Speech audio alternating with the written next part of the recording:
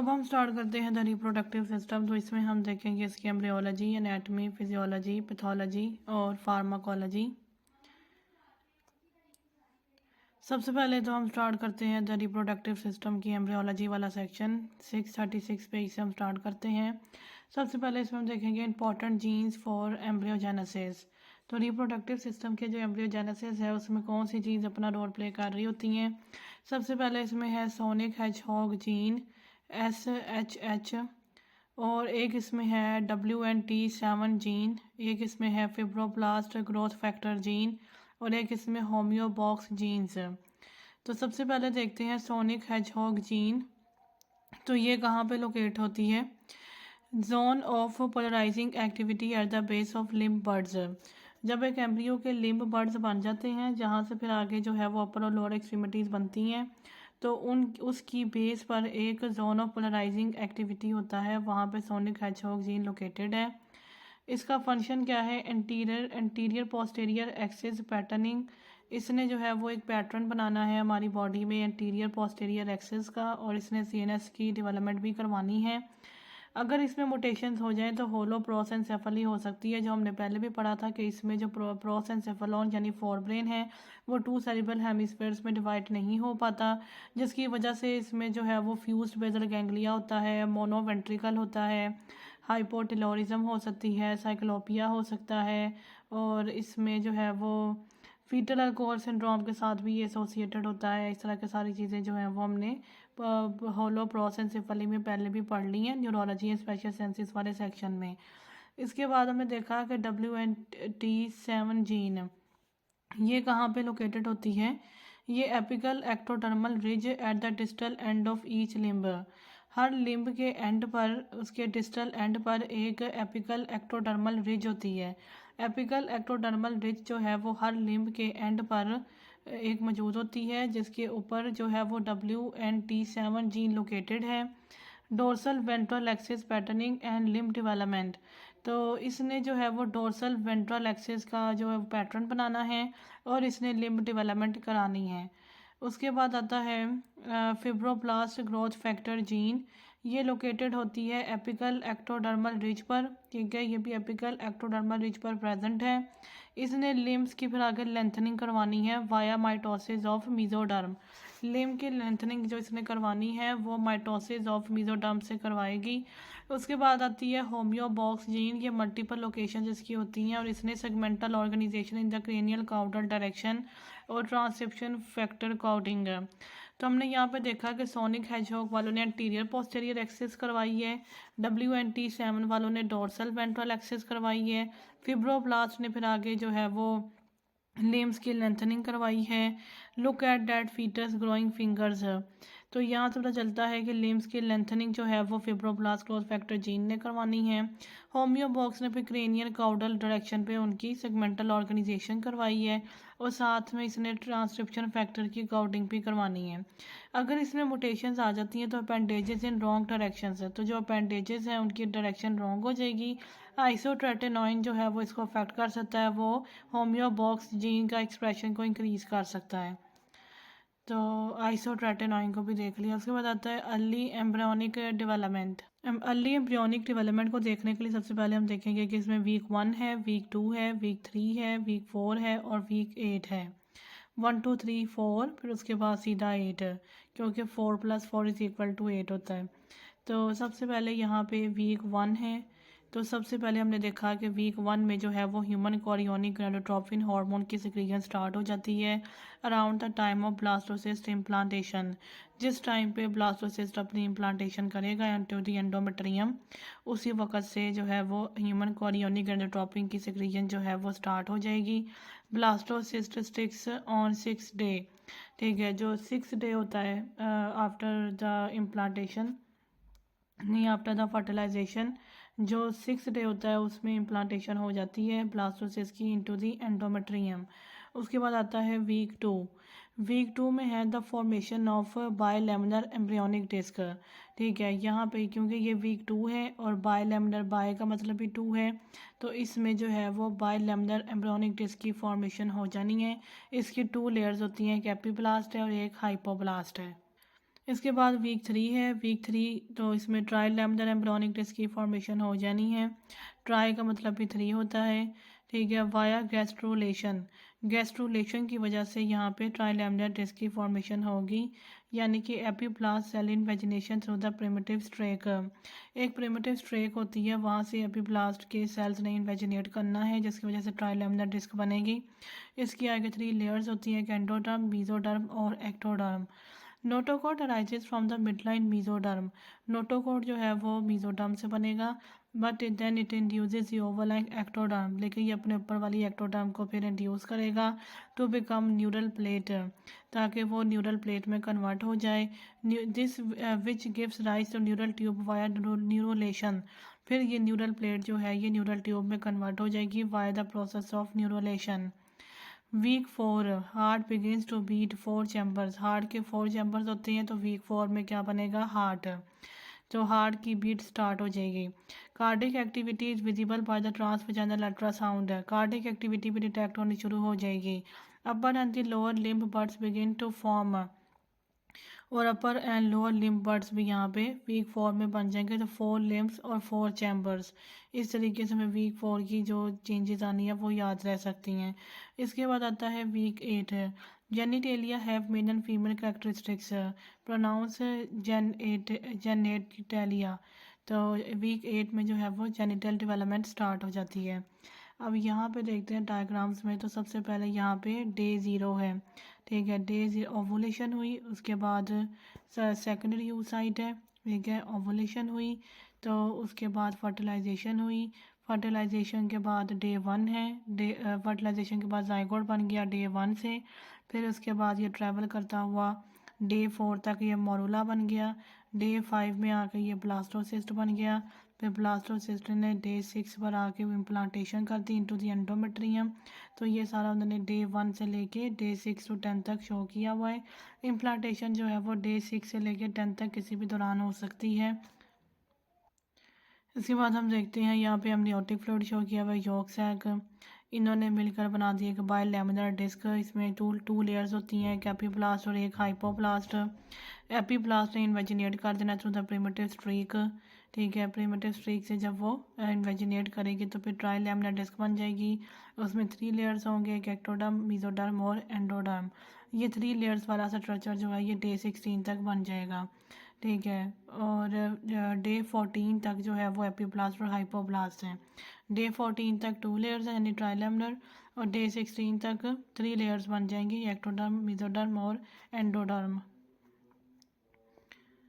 The embryonic derivatives, अब यहाँ पे उन्होंने डे 16 तक शो किया हुआ है कि 3 लेयर्स बन गई हैं। फिर डे 19 तक जो है वो नोटोकॉर्ड बन गया, मेसोडर्म से ड्राइव हुआ था। फिर इसके ऊपर वाले जो एक्टोडर्म है उसमें न्यूरल ग्रूव बना हुआ है और एक साइडों पे न्यूरल क्रेस्ट है। उसके बाद जो है वो न्यूरल क्रेस्ट जो है वो जूँ जूँ इन्वेजिनेट करेगा नीचे को आएगा, तो न्यूरल फोल्ड बनता जाएगा, और इसी से फिर एक न्यूरल ट्यूब बनेगी। जो न्यूरल ट्यूब है वो डे 22 तक बन जाएगी। तो हमें ये याद रखना है कि डे 14 तक सिर्फ और सिर्फ एपीप्लास्ट और हाइपोप्लास्ट यानी बायलैमिनर डिस्क थी। फिर डे 16 तक हमारे पास 3 लेयर्स मौजूद थी। फिर डे 22 तक हमारे पास न्यूरल ट्यूब भी मौजूद थी। ये न्यूरल ग्रूव, न्यूरल क्रेस्ट और न्यूरल फॉल्ट वगैरह जो हैं, इनका जो प्रोसीजर इस टाइम हो रहा है इसको हम न्यूरोलेशन कहते हैं। इसी न्यूरोलेशन की वजह से न्यूरल ट्यूब बनती है। अच्छा, उसके बाद हम आते हैं एक्टोडर्म की तरफ। तो यहाँ पे हम देखेंगे इनका डेरिवेटिव्स। एक्टोडर्म में सरफेस एक्टोडर्म में फिर न्यूरल ट्यूब है, फिर न्यूरल क्रेस्ट है, फिर इसके बाद मेसोडर्म के डेरिवेटिव्स हैं, और फिर इसके बाद एंडोडर्म के डेरिवेटिव्स हैं। सबसे पहले हम देखेंगे सरफेस एक्टोडर्म, ठीक है। इसमें जो है वो सारी जो है वो लेयर्स वाली चीज़ें बनेंगी। एपिडर्मस है, ठीक है। Adenohypophysis from the Rathke's pouch, ठीक है। रैथकीज पाउच ये हमने पहले भी पढ़ा था कि एडिनो हाइपोफाइसिस जो है वो रैथकीज पाउच से बनता है। ये इंटीरियर पिट्यूटरी ग्लैंड को कहते हैं। Lens of eyes, epithelial linings of the oral cavity, sensory organs of ear and olfactory epithelium, anal canal below the pectinate line, parotid sweat and the mammary glands. इसकी external and the outer layer craniopharyngioma, benign Rathke's pouch tumour with the cholesterol crystals and calcifications. Craniopharyngioma को हमने neurology special sciences वाले section में पढ़ा था। तो वहाँ पे हमने ये पढ़ा था कि रैथकीस पाउच वाला ट्यूमर है। तो ये ट्यूमर, इसका मतलब कि सरफेस एक्टोडर्म से ड्राइव्ड हो रहा है। इस ट्यूमर के अंदर कोलेस्ट्रॉल क्रिस्टल्स और कैल्सिफिकेशन वाली खास बात थी। इसके बाद आते हैं न्यूरल ट्यूब। न्यूरल ट्यूब से बनेगा ब्रेन, न्यूरो हाइपोफाइसिस यानी posterior pituitary, CNS neurons, oligodendrocytes, astrocytes, ependymal cells, pineal gland, retina और स्पाइनल कॉर्ड। न्यूरल ट्यूब से सारी की सारी ब्रेन और स्पाइनल कॉर्ड और इस तरह की चीज़ें हैं। ब्रेन में न्यूरो हाइपोफाइसिस है, सीएनएस न्यूरॉन्स हैं, ओलिगोडेंड्रोसाइट्स वो सेल्स हैं जो मल्टीपल स्क्लेरोसिस में डीजनरेट होते हैं। एस्ट्रोसाइट्स हैं, ये ग्लाइल सेल्स होते हैं। एपेंडिमल सेल्स भी ग्लाइल सेल्स होते हैं। पिनियल ग्लैंड है और रेटिना और spinal cord. Neuro ectoderm think CNS. Neural crest, neural crest जो है वो इसमें हम याद रख सकते हैं एल्मो पासिस, ठीक है। Enterochromaffin cells, leptomeninges that is arachnoid and pia and melanocytes, odontoblast, PNS ganglia that is cranial dorsal root and autonomic, adrenal medulla Schwann cells and spiral membrane, endocardial cushions also derived partially from mesoderm और skull bones. इन सारों को याद रख सकते हैं। एल्मोपासिस है that is एंट्रोक्रोमैफिन sales हैं, लेप्टोमेनिंजेस हैं और मेलानोसाइट्स हैं, ओडोंटोब्लास्ट हैं। पीएनएस गैंग्लिया में डॉर्सल रूट भी आता है, ऑटोनॉमिक और क्रेनियल दोनों आते हैं। एड्रेनल मेडुला है, स्क्वान सेल्स हैं, स्पाइरल मेम्ब्रेन है। स्पाइरल मेम्ब्रेन का मतलब है कि ऑर्टिको पल्मोनरी सेप्टम, ये जो है ये सीवीएस के एम्ब्रियोनिक सिस्टम में इसका जिक्र आएगा कि ये ऑर्टिको पल्मोनरी सेप्टम क्या होता है। तो इसको स्पाइरल मेम्ब्रेन भी कह सकते हैं। एंडोकार्डियल कुशंस ये भी इसमें उसमें जिक्र आएगा। Also derived partially from mesoderm, ठीक है, ये मेसोडर्म से भी बनता है। Skull bones, neural crest think peripheral nervous system and the non neural structures nearby, ठीक है, non neural structures nearby और पेरिफेरल नर्वस सिस्टम, ठीक है। इसके बाद आती है mesoderm.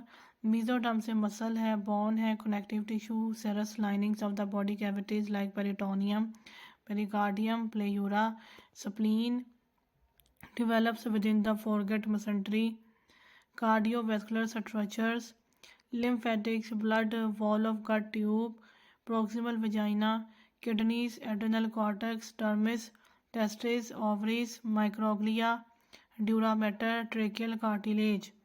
Notochord induces ectoderm to form neuroectoderm, that is neural plate. Its only postnatal derivative is the nucleus pulposus of the intervertebral disc. Notochord भी mesoderm से बनता है, जैसा कि अभी पहले पढ़ा भी है। तो ये अपने ऊपर वाली एक्टोडर्म को इंड्यूस करवा के न्यूरल प्लेट बना देता है, जिसको न्यूरो एक्टोडर्म भी कहते हैं। और इस न्यूरल प्लेट का जो डेरिवेटिव होता है वो nucleus pulposus of intervertebral disc है। मिडल यानी कि मीट लेयर, मेसोडर्मल डिफेक्ट्स, ठीक है, बैक्टीरियल एसोसिएशन है। अगर तो मेसोडर्मल में कोई डिफेक्ट्स आ जाते हैं तो इससे जो मसले हो सकते हैं उनको याद रखने के लिए निमोनिक है वैक्टरल, यानी कि vertebral defects, anal atresia, cardiac defects, tracheoesophageal fistula, renal defects, limb defects यानी बोन एंड मसल।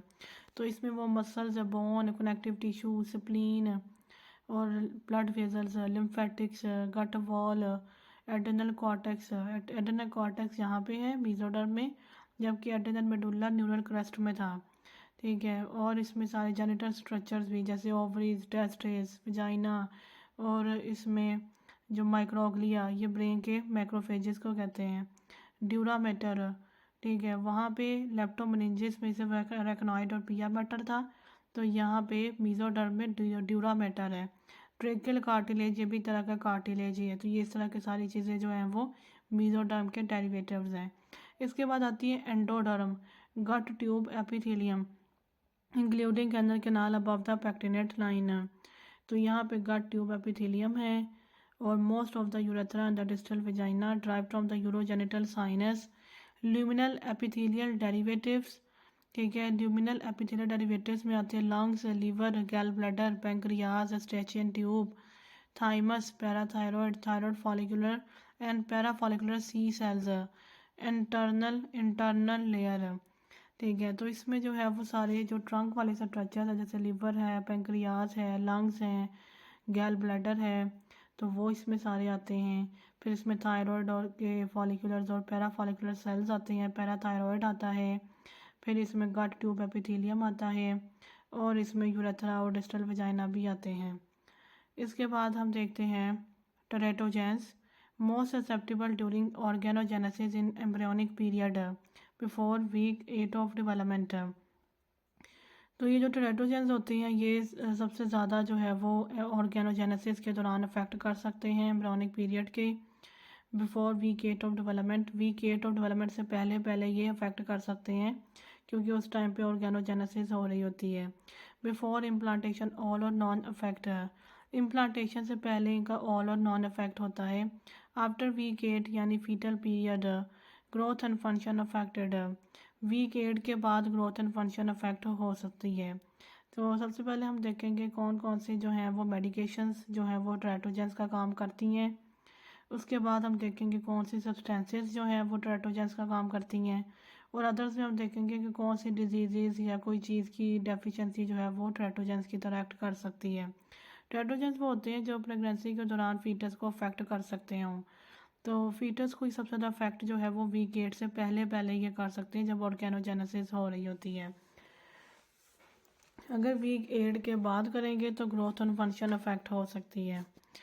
उसके बाद हम देखते हैं मेडिकेशंस में सबसे पहले एसी इनहिबिटर्स हैं। इन्होंने क्या करवाना है, रीनल फेलियर, ओलिगोहाइड्रमनियोज और हाइपोकैलवेरिया। ठीक है, रीनल फेलियर करवा सकते हैं, ओलिगोहाइड्रमनियोज करवा सकते हैं और हाइपोकैलवेरिया करवा सकते हैं। तो ये हाइपोकैलवेरिया क्या होता है, तो यहाँ पे हमने देखा कि what is hypocalvaria. Hypocalvaria is its hypoplastic variant where the skull bones are incompletely formed. तो इसमें ये होता है कि जो स्कल बोन्स होती हैं वो इनकम्प्लीटली फॉर्म्ड होती हैं। Due to such a rare incidence it has been given the status of an orphan disease. Orphan disease वो डिजीज़ होती हैं जो बहुत ही ज़्यादा रेयर हों। तो ये हाइपोकैलवेरिया जो है ये बहुत ही ज़्यादा रेयर चीज़ है, इस वजह से ये भी एक ऑर्फन डिजीज़ में काउंट होती है। इसमें स्कल बोन्स जो हैं वो इनकम्प्लीटली फॉर्म्ड होती हैं। तो ये चीज़ एस इनहिबिटर्स की वजह से हो रही होती है। तो एस इनहिबिटर से हो रहा है एक तो रीनल फेलियर, एक ओलिगोहाइड्रमनियोज यानी कि एमनियोटिक फ्लूइड की अमाउंट बहुत ही कम हो जाती है, और हाइपोकैलवेरिया यानी कि स्कल बोन्स इनकम्प्लीटली फॉर्म्ड होंगी। Alkylating agents, multiple anomalies that is ear and facial abnormalities and the absence of digits. तो इसमें ईयर और फेशियल एबनॉर्मेलिटीज़ हैं और साथ में डिजिट्स की एब्सेंस हो सकती है विद द एल्काइलेटिंग एजेंट्स। उसके बाद आते हैं अमाइनोग्लाइकोसाइड्स। अमाइनोग्लाइकोसाइड जो है वो ऑटोटॉक्सिसिटी करवाते हैं। A mean guy hit the baby in the car, तो ऑटोटॉक्सिसिटी इसमें हो सकती है। तो इसमें है the a mean guy hit the baby in the ear. Ototoxicity यानी ऑटोटॉक्सिसिटी का मतलब है कि हमारे ईयर इससे डैमेज हो सकते हैं, तो इसी वजह से इसको याद रखने के लिए a mean guy hit the baby in the ear है। उसके बाद आता है एंटी एपिलेप्टिक ड्रग्स। तो इसमें है the neural tube defects, cardiac defects, cleft palate, skeletal abnormalities, for example phalanx and the nail hypoplasia and the facial dysmorphism, most commonly due to valproate, carbamazepine, phenytoin, phenobarbital, high dose folate supplementation recommended। तो जब हम anti epileptic drugs ले रहे हो तो उसके साथ high dose folate supplementation लेनी चाहिए।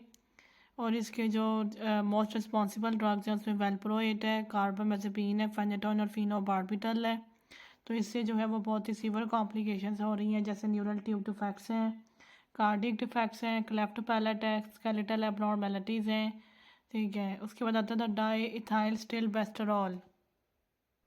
तो इसमें है the vaginal clear cell adenocarcinoma. तो इसमें ये विजाइनल कैंसर हो सकता है, कॉन्जेनिटल मलेरियन एनोमैलिस और मलेरियन एनोमैलिस भी हो सकती हैं। फ्लोरोक्विनोलोन से कार्टिलेज डैमेज हो सकता है। फॉलेट एंटागोनिस्ट से न्यूरल ट्यूब डिफेक्ट्स हो सकते हैं, most commonly due to the trimethoprim and methotrexate. Isotretinoin से क्रेनियोफेशियल यानी माइक्रोशिया डिस्मॉर्फिज्म। ठीक है, इसमें क्रेनियोफेशियल एबनॉर्मेलिटीज़ हैं, CNS और कार्डिक एंड थाइमिक डिफेक्ट्स हैं। Contraception mandatory, pronounce isotretinoin for its teratogenicity. ठीक है। आइसोट्रेटिनोइन की हमने एक और भी चीज़ जो है वो ऊपर देखी थी। यहाँ पे इन्होंने बताया कि होम्योबॉक्स जीन्स जो हैं वो उनमें अगर मुटेशंस हो जाएं तो अपेंडेजेस की डायरेक्शन रॉन्ग हो जाती है, और आइसोट्रेटिनोइन जो है वो इसके लिए रिस्पॉन्सिबल होता है क्योंकि ये हॉक्स जीन के एक्सप्रेशन को इंक्रीज़ कर देता है। तो यहाँ पे भी आइसोट्रेटिनोइन जो है वो हॉक्स जीन को जब अफेक्ट कर देंगे तो उससे बहुत ही सीवियर किस्म की कॉम्प्लिकेशन हो सकती हैं जो CNS यानी ब्रेन को इन्वॉल्व करें और कार्डियक यानी हार्ट को इन्वॉल्व कर सकती हैं, क्रेनियोफेशियल, ठीक है, यानी फेस को भी इन्वॉल्व कर सकती हैं, माइक्रोशिया और डिस्मॉर्फिज्म और थाइमिक डिफेक्ट्स भी हो सकते हैं। ठीक है। Contraception mandatory, pronounce isotretinoin for its teratogenicity. उसके बाद आता है लिथियम। लिथियम अफेक्ट कर सकता है, एब्स्टीन एनोमैली करवा सकता है, यानी कि ये हार्ट के जो है वो डिफेक्ट्स के लिए रिस्पॉन्सिबल है। उसके बाद आता है methimazole, aplasia cutis congenital absence of skin typically on scalp. ठीक है। मिथीमाजोल जो है वो एब्सेंस ऑफ स्किन करवा सकता है, स्पेशली ऑन स्काल्प। ठीक है। और इसको हम कहते हैं प्लाजिया क्यूटिस कॉन्जेनिटा। टेट्रासाइक्लाइंस जो है वो टीथ की डिस्कलरेशन करवाता है, इनहिबिटेड बोन ग्रोथ, प्रोनाउंस टीथरासाइक्लाइंस। उसके बाद आता था थैलिडोमाइड, ये लिम्ब डिफेक्ट्स करवाता है जैसे फोकोमीलिया, फ्लिपर लाइक लिम्स। फोकोमीलिया भी होता है कि फ्लिपर लाइक लिम्स बन जाते हैं, प्रोनाउंस थालिडोमाइड है। वारफेरिन, ठीक है, इसका बहुत सुना हुआ है, ये बोन एंड कार्टिलेज डिफॉर्मिटीज़ करवा सकता है जैसे stippled epiphyses, neither in the limb hypoplasia, optic nerve atrophy, cerebral haemorrhage. Use heparin during pregnancy does not cross placenta. Pregnancy के दौरान जो है वो वारफेरिन का अल्टरनेटिव हिपरिन यूज़ करना चाहिए, क्योंकि अगर हम वारफेरिन यूज़ करेंगे तो ये बोन एंड कार्टिलेज डिफॉर्मिटीज़ करवा सकता है। उसमें एक तो स्टिपल्ड एपिफाइजिस हैं, एपिफाइजिस जो बोन्स की होती हैं वो स्टिपल्ड हो जाएंगी। ठीक है। नेज़ल और लिम्ब हाइपोप्लाजिया हो सकता है, ऑप्टिक नर्व एट्रोफी हो सकती है, और सेरेब्रल हेमोरेज। इसके बाद आता है सब्सटेंस यूज़। सब्सटेंस यूज़ में अल्कोहल है, कोकेन है और टोबैको स्मोकिंग है। तो अल्कोहल से फीटल अल्कोहल सिंड्रोम हो सकता है, कोकेन से pre term birth, low birth weight, ठीक है, प्री टर्म बर्थ हो सकती है, लो बर्थ वेट बेबी हो सकता है, फीटल ग्रोथ रिस्ट्रिक्शन हो सकती है। कोकेन जो है वो वेजो कंस्ट्रिक्शन करवाता है। टोबैको स्मोकिंग से pre term birth, low birth weight, leading cause in the resource rich countries. Tobacco smoking उन्होंने कहा है कि लो बर्थ वेट का जो है मोस्ट कॉमन कॉज बनता है। उसके बाद इसमें फीटल ग्रोथ रिस्ट्रिक्शन हो सकती है, सडन इन्फेंट डेथ सिंड्रोम हो सकता है, ADHD हो सकता है, निकोटीन से वेजो कंस्ट्रिक्शन होती है, कार्बन मोनोऑक्साइड से इम्पेयर्ड ऑक्सीजन डिलीवरी होती है। ठीक है। उसके बाद आती है अदर्स। तो इसमें है जी आयोडीन लैक और एक्सेस। अगर आयोडीन लैक और एक्सेस तो कॉन्जेनिटल हाइपोथायरॉयडिज्म हो सकती है। अगर मटर्नल डायबिटीज़ है तो caudal regression syndrome, cardiac defects हो सकते हैं जैसे transposition of the great arteries on the ventricular septal defect, neural tube defects हो सकते हैं, मैक्रोसोमिया, न्यूनेटल हाइपोग्लाइसीमिया। ठीक है। अच्छा, न्यूनेटल हाइपोग्लाइसीमिया होगा due to the islet cell hyperplasia, polycythaemia, respiratory distress syndrome, maternal phenylketonuria तो fetal growth restriction, microcephaly, intellectual disability, congenital heart defects है। ठीक है। एक तो इसमें माइक्रोसिफली इंटेलेक्चुअल डिसेबिलिटी है, ठीक है, फिर फ्री फीटल ग्रोथ रिस्ट्रिक्शन और कॉन्जेनिटल हार्ट डिफेक्ट्स है। मिथाइल मरकरी, तो इससे न्यूरोटॉक्सिसिटी होगी, that is the increase concentration in the top of predator fish, that is the shark, sword fish, king mackerel and tile fish. ये neurotoxicity करवा सकते हैं क्योंकि मरकरी की कंसनट्रेशन जो है वो प्रीडेटर फिश में बहुत ही ज़्यादा है, जैसे शार्क है, टाइल फिश और किंग मैकरल और स्वर्ड फिश। एक्सरेज में माइक्रोसिफली है, अगर एक्सरेज के एक्सपोजर बहुत ही ज़्यादा हुआ है तो उससे भी इंटेलेक्चुअल डिसेबिलिटी और माइक्रोसिफली हो सकती है। The effects minimise for the use of lead shielding है। एक्सरेज के दौरान अगर हम लेड शील्डिंग का यूज़ करें तो ये इफेक्ट्स जो हैं मिनिमाइज हो सकते हैं। इसके बाद हम आते हैं the types of errors in morphogenesis. तो एम्ब्रियोजेनेसिस के दौरान जो जो चीज़ें जो एरर्स आती हैं जिन उन एरर्स के कुछ नाम हैं जिसकी वजह से जो है वो ग्रोथ और डेवलपमेंट अफेक्ट हो रही होती है। तो सबसे पहले इसमें है एजेनेसिस। एजेनेसिस का मतलब ये है कि एब्सेंट ऑर्गन है due to the absent primordial tissue, organ भी एब्सेंट है और प्रीमोर्डियल टिश्यू भी एब्सेंट है। एप्लासिया, इसका मतलब है कि एब्सेंट ऑर्गन है despite presence of primordial tissue. Organ absent है लेकिन प्रीमोर्डियल टिश्यू प्रेजेंट है। Hypoplasia incomplete organ development primordial tissue present. Hypoplasia में ऑर्गन डेवलप हुआ है लेकिन उसकी जो डेवलपमेंट है वो इनकम्प्लीट है, और प्रीमोर्डियल टिश्यू तो वैसे ही प्रेजेंट होगा, तभी तो उसकी आगे जो है वो डेवलपमेंट स्टार्ट हो रही होगी। डिस्क्रप्शन डिस्क्रप्शन कहते हैं secondary breakdown of tissue with normal developmental potential. डिस्क्रप्शन में ये हो रहा है कि कोई टिश्यू है जिसके पास डेवलपमेंटल पोटेंशियल बिल्कुल नॉर्मल था लेकिन किसी वजह से उसका ब्रेकडाउन हो जाएगा। किसी ना किसी वजह से एक नॉर्मल डेवलपमेंटल पोटेंशियल वाले टिश्यू का ब्रेकडाउन हो जाएगा, तो इसको हम कहते हैं डिस्रप्शन। ये चीज़ हमें देखने को मिलती है एमनियोटिक बैंड सिंड्रोम में। इसको हम चेक कर लेते हैं। उसके बाद आता है डिफॉर्मेशन। डिफॉर्मेशन में है एक्सट्रिंसिक मैकेनिकल डिस्टॉर्शन। इसमें जो है वो एक्सट्रिंसिक मैकेनिकल डिस्टॉर्शन होगी, जैसे कॉन्जेनिटल टॉर्टिकोलिस है। It occurs during fetal period. Malformation malformation intrinsic developmental defect. Extrinsic mechanical distortion वो है जो हमें नज़र भी आएगी, लेकिन मेलफॉर्मेशन जो कि इंट्रिंसिक डेवलपमेंटल डिफेक्ट है, ये कोई ना कोई जो है वो डेवलपमेंट के दौरान आने वाला डिफेक्ट है। जैसे क्लेफ्ट लिप और पैलेट इसके एग्जांपल है। ड्यूरिंग एम्ब्रियोनिक पीरियड है, ये एम्ब्रियोनिक पीरियड के दौरान होगा। सीक्वेंस एबनॉर्मेलिटीज़, ठीक है। Abnormalities result from the single primary embryonic event. Sequence वो है जो वो एबनॉर्मेलिटीज़ हैं जो किसी भी प्राइमरी एम्ब्रियोनिक इवेंट से स्टार्ट हुई होती हैं। जैसे ओलिगोहाइड्रोमनियोज है, ये एक प्राइमरी एम्ब्रियोनिक इवेंट है लेकिन ओलिगोहाइड्रोमनियोज हमें पोर्टर सीक्वेंस तक पहुंचा सकता है। Field defect disturbances of tissues develop in a contiguous physical space, ठीक है। इसमें ये होता है कि उन टिश्यूज़ की डिस्टर्बेंस हो रही होती है जो एक ही साथ एक दूसरे के बिल्कुल साथ होते हैं, एक ही स्पेस में एक दूसरे के साथ होते हैं। जैसे ब्रेन में वो मोनोवेंट्रिकल हो जाता है, फ्यूज्ड बेसल गैंग्लिया हो जाता है। ये सारी चीज़ें होलो प्रोसेंसिफली में हो रही होती हैं और ये सब टिश्यूज़ एक दूसरे के बिल्कुल साथ होते हैं। इसके बाद हम देखते हैं फीटल अल्कोहल सिंड्रोम को, लेकिन इससे पहले हम देखेंगे एमनियोटिक बैंड सिंड्रोम क्या होता है, कॉन्जेनिटल टॉर्टिकोलिस क्या होता है। अब यहाँ पे बताया है कि एमनियोटिक बैंड सिंड्रोम क्या होता है। Amniotic band syndrome occurs when the lining of the amniotic sac is damage during pregnancy, ठीक है। तो इसमें जो एमनियोटिक सैक होता है उसकी लाइनिंग डैमेज हो जाती है, creating fibrous string like strands of tissue, और वो फिर एक fibrous string like strands of tissues create कर देते हैं। जैसा कि इस डायग्राम में भी हम देख रहे हैं कि ये लाइनिंग यहाँ से डैमेज हुई है और स्ट्रिंग्स डिफरेंट स्ट्रिंग्स यहाँ से निकल आई हैं, ठीक है। डेट एंटेंगल द फीटस और the parts of the fetus और द अम्बिलिकल कॉर्ड। फिर वो हो सकता है कि वो फीटस के किसी पार्ट को एंटेंगल कर दें, या फिर वो पूरे फीटस को एंटेंगल कर दें, या फिर वो अम्बिलिकल कॉर्ड को कहीं कहीं से एंटेंगल कर दें। तो इस डायग्राम में हमने देखा है कि किस तरह से स्ट्रिंग ने जो है वो फीटस के पाँव को एंटेंगल किया हुआ है, और यहाँ पे इसने इसकी फिंगर्स को भी एंटेंगल किया हुआ है। तो ये जो फिब्रस बैंड्स बनते हैं ये फीटस के डिफरेंट पार्ट्स को एंटेंगल कर देते हैं एमनियोटिक बैंड सिंड्रोम में। तो अब हम देखते हैं the congenital muscular torticollis. It is also called the twisted neck or the wry neck. Is a condition in which an infant holds his or her head tilted to one side and has difficulty turning the head to the opposite side. ये चीज़ होती है torticollis, इसमें twisted नेक होती है। यहाँ पे ये बताया है कि एम्ब्रियो और फीटस में क्या डिफरेंस है।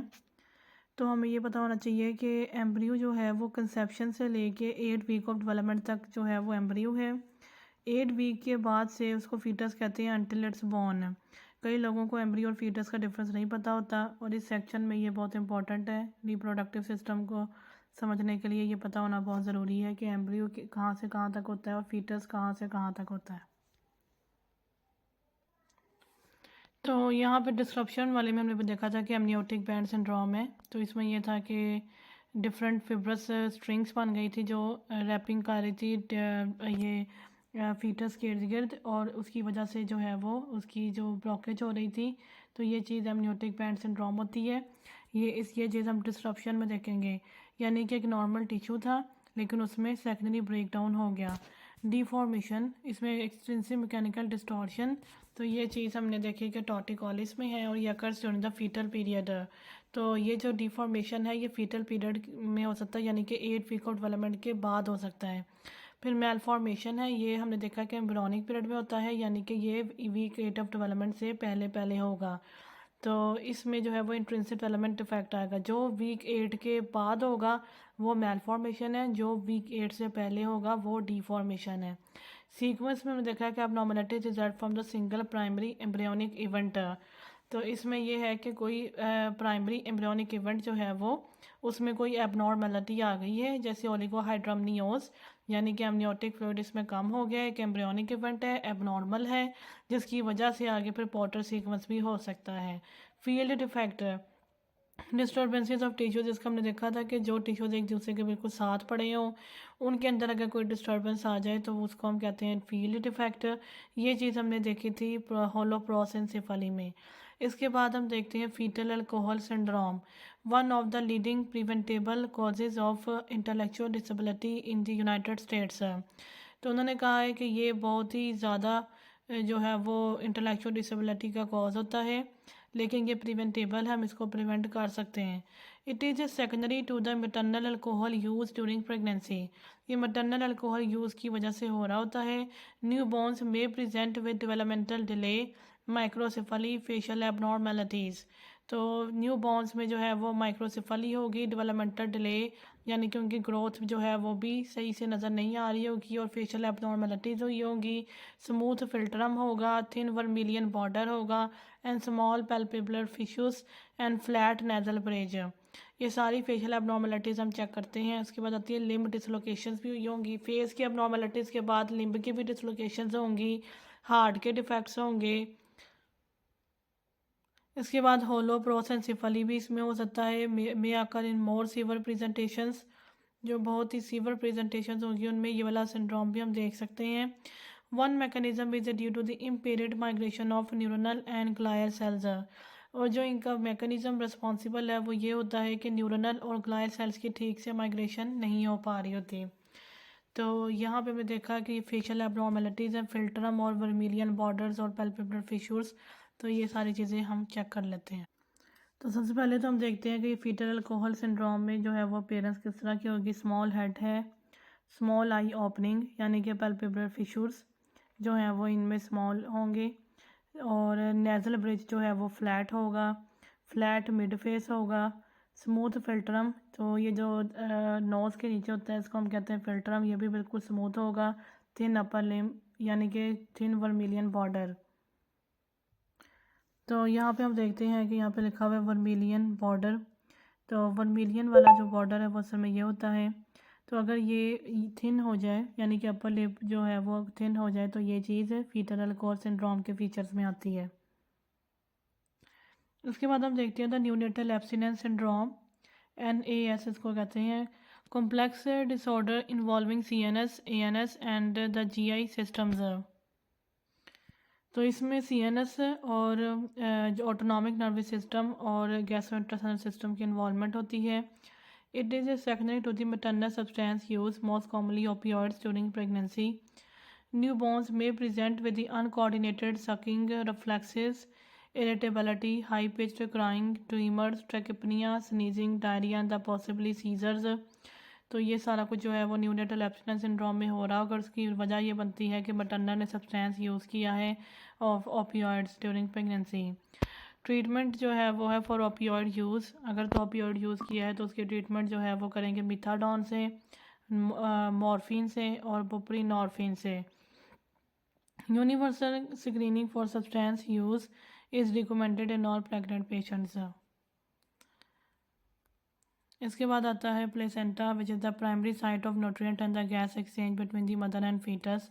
तो ये एक प्राइमरी साइट है, यहाँ पे न्यूट्रिएंट और गैस एक्सचेंज हो रहा होता है between the mother and the fetus.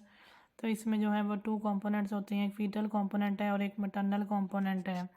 तो फीटल कंपोनेंट में आता है द साइटोट्रोफोब्लास्ट और सिनसाइटोट्रोफोब्लास्ट। तो यहाँ पे है the cytotrophoblast is the inner layer of the chorionic villi. Chorionic villi जो है वो एक फीटल कंपोनेंट होता है प्लेसेंटा का। ठीक है। तो यह इसकी इनर लेयर को हम कहते हैं साइटोट्रोफोब्लास्ट। तो ये जो है ये सेल्स को क्रिएट करता है। ठीक है, cytotrophoblast creates cells. Syncytiotrophoblast outer layer of the chorionic villi, तो कोरियोनिक विलाई के जो आउटर लेयर है वो सिंस साइटोट्रोफोब्लास्ट है। It synthesises and secretes hormones, तो इसने जो है वो हॉर्मोन्स को सिंथेसाइज और सिक्रीट करना है। For example human chorionic gonadotrophins, ये वाले हार्मोन को इसने सिंथेसाइज और सिक्रेट करना है। ठीक है, this hormone is structurally similar to luteinising hormone, ये हार्मोन जो है इसका स्ट्रक्चर बिल्कुल सिमिलर है to the luteinising hormone. It stimulates the corpus luteum to secrete progesterone during the first trimester.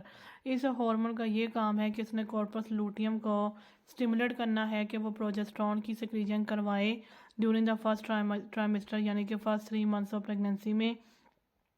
It lacks the MHC class 1 expression.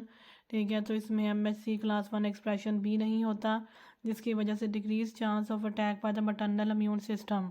इस वजह से maternal immune system इसको अटैक नहीं करता। तो मटर्नल कंपोनेंट में जो है वो है decidua basalis which is derived from the endometrium. Endometrium जो है वो यूट्रस की सबसे इंडर मोस्ट लेयर को कहते हैं, वहाँ से हमें डिसीजुआ बैसिलिस जो है वो ड्राइव्ड होता है। ठीक है, मटर्ना ब्लड इन लैकोनाई, और इसके लैकोनाई में मटर्ना ब्लड होता है। तो ये डायग्राम इन्होंने शो की हुई है। सबसे पहले यहाँ पे हम देखते हैं फीटस है, और इसको ये एमनियोन के अंदर प्रेजेंट है। एमनियोन के बाहर फिर कोरियोन है। तो इस फीटस से जो आर्टरीज निकल रही हैं वो ब्लू कलर की हैं, इन्हें अम्बिलिकल आर्टरीज कहते हैं। ये ऑक्सीजन पुअर आर्टरीज होती हैं। हालांकि आर्टरीज हमेशा ऑक्सीजन रिच ही होती हैं, लेकिन जो अम्बिलिकल आर्टरीज होती हैं वो फीटस से निकल रही होती हैं, वो डीऑक्सीजनेटेड होती हैं, ऑक्सीजन पुअर होती हैं। और जो रेड कलर की निकल रही है वो अम्बिलिकल वेन है। तो अम्बिलिकल वेन यहाँ पे सिंगल है, अम्बिलिकल आर्टरीज यहाँ पे 2 हैं, और वो उन्होंने अम्बिलिकल वेन को रैप किया हुआ है। तो यहाँ पे जो वेन्स हैं वो ऑक्सीजन रिच हैं। उसके बाद यहाँ पे जो है वो मटर्नल और फीटल सर्कुलेशन के बीच एक इंटरेक्शंस हो रही हैं। इन इंटरेक्शंस को इन्होंने प्रोमिनेंट करके इस दूसरी डायग्राम में शो किया हुआ है। यहाँ पे उन्होंने जो है वो शो किया है कि मटर्नल सर्कुलेशन से कौन सी चीज़ें फीटल सर्कुलेशन में जाएंगी, और फीटल सर्कुलेशन से कौन सी चीज़ें मटर्नल सर्कुलेशन में आती हैं। तो यहाँ पे मटर्नल सर्कुलेशन से सारी जो काम की चीज़ें हैं, जो यूज़फुल चीज़ें हैं, वही जा रही हैं। ऑक्सीजन है, वाटर है, इलेक्ट्रोलाइट्स है, न्यूट्रिएंट्स हैं, हार्मोन्स हैं, आईजीजी है, ड्रग्स और वायरसेस, ये नुकसानदेह चीज़ें हैं जो मटर्नल सर्कुलेशन से फीटल सर्कुलेशन में जा रही हैं। ड्रग्स और viruses can cross the placenta. उसके बाद आता है फीटल सर्कुलेशन। फीटल सर्कुलेशन से एक तो कार्बन डाइऑक्साइड आ रही है जो कि वैसे ही यूज़फुल नहीं होती, और इसमें यूरिया भी आ रहा है, वेस्ट प्रोडक्ट्स आ रही हैं। इसमें जो काम की चीज़ें हैं वो एक वाटर है और एक हार्मोन्स हैं। हार्मोन्स भी हमें नहीं पता कि वो मटर्नल सर्कुलेशन में आके फ़ायदा करेंगे कि यह नुकसान होगा। तो इसमें जो यूज़फुल चीज़ है वो बस एक तरह से वाटर ही है। तो यहाँ पे जो है वो 2 लेयर्स ऑफ सेल्स भी शो की हुई हैं। जो इनर लेयर है फीटल सर्कुलेशन की तरफ से वो साइटोट्रोफोब्लास्ट की होती है, जो कि हमने यहाँ पे ऊपर भी पढ़ा, और आउटर लेयर जो है वो सेम साइटोट्रोफोब्लास्ट की होती है। इसके अलावा यहाँ पे उन्होंने एंडोमेट्रियल वेन शो की हुई है। एंडोमेट्रियल वेन जो है वो मटर्नल सर्कुलेशन का हिस्सा है। वेन जैसे मटर्नल सर्कुलेशन में नॉर्मली वेन से डीऑक्सीजनेटेड होती हैं, तो ये भी डीऑक्सीजनेटेड है। एंडोमेट्रियल आर्टरी जो है वो ऑक्सीजनेटेड है, और इनकी जो इंटरेक्शन है वो डिसीजुआ बैसिलस में हो रही है। इसके बाद आता है एमनियोटिक फ्लूइड है। Amniotic fluid is derived from the fetal urine mainly and fetal lung liquid. 2 चीज़ों से हमें एमनियोटिक फ्लूइड मिल रहा होता है। मेनली यानी ज़्यादा तो हमें ये फीटल के यूरिन से मिल रहा होता है, लेकिन कम हमें ये फीटल के लंग लिक्विड से मिलता है। Cleared by the fetal swallowing, और इसकी क्लियरिंग जो है वो फीटल स्वेलोइंग से हो रही होती है मेनली, लेकिन इंट्रामेम्ब्रेनियस एब्जॉर्प्शन भी इसमें हो सकती है। अब इसमें 2 डिफेक्ट्स हैं जो एमनियोटिक फ्लूइड में आ सकते हैं। एक है पॉलीहाइड्रमनियोज और एक है ओलिगोहाइड्रमनियोज। पॉलीहाइड्रमनियोज का मतलब है कि टू मच एमनियोटिक फ्लूइड है, बहुत ज़्यादा हो गया एमनियोटिक फ्लूइड। इट में भी आइडियोपैथिक यानी बगैर किसी वजह से किसी नाउन रीज़न के बगैर, और एसोसिएटेड विद फीटल मेलफॉर्मेशंस है, और कोई ना कोई फीटल मेलफॉर्मेशन हुई होगी। तो मेलफॉर्मेशंस के बारे में हमने क्या पढ़ा था कि मेलफॉर्मेशंस जो हैं वो 8 वीक्स के मेलफॉर्मेशंस 8 वीक्स से पहले होती हैं। मेलफॉर्मेशंस 8 वीक से पहले होती हैं और 8 वीक्स के बाद डिफॉर्मेशन होती है, क्योंकि एम्ब्रियो जो है वो सिर्फ 8 वीक से पहले पहले होता है। 8 वीक्स के बाद हम एम्ब्रियो को फीटस कहते हैं। तो यहाँ पे मेल फॉर्मेशन का लिखा है कि it occurs during embryonic period है। तो जो 8 वीक से पहले होगी वो माल फॉर्मेशन है, जो 8 वीक्स के बाद होगी वो डिफॉर्मेशन है। तो यहाँ पे हमने देखा कि एमनियोटिक फ्लूइड है और यहाँ पे इसकी फीटल मेलफॉर्मेशन हो सकती है, जैसे एसोफिजियल और ड्यूडनल एट्रीसिया। ठीक है, इसमें जो ड्यूडनम है उसके अंदर जो है वो नैरोइंग हो जाती है। एनएनसिफली, ठीक है, ये स्कल का डिफेक्ट होता है। Both result in inability to swallow amniotic fluid. तो यहाँ पे हमने देखा कि एमनियोटिक फ्लूइड को ठीक से अब स्वेलो नहीं किया जा रहा। मटर्नल डायबिटीज़ भी इसकी रीज़न बन सकती है, फीटल अनीमिया रीज़न बन सकती है, मल्टी फीटल गैस्टेशन भी। मल्टी फीटल गैस्टेशन यानी कि एक से ज़्यादा फीटस हैं। ओलिगोहाइड्रमनियोस टू लिटल एमनियोटिक फ्लूइड, इसमें एमनियोटिक फ्लूइड टू लिटल हो जाता है।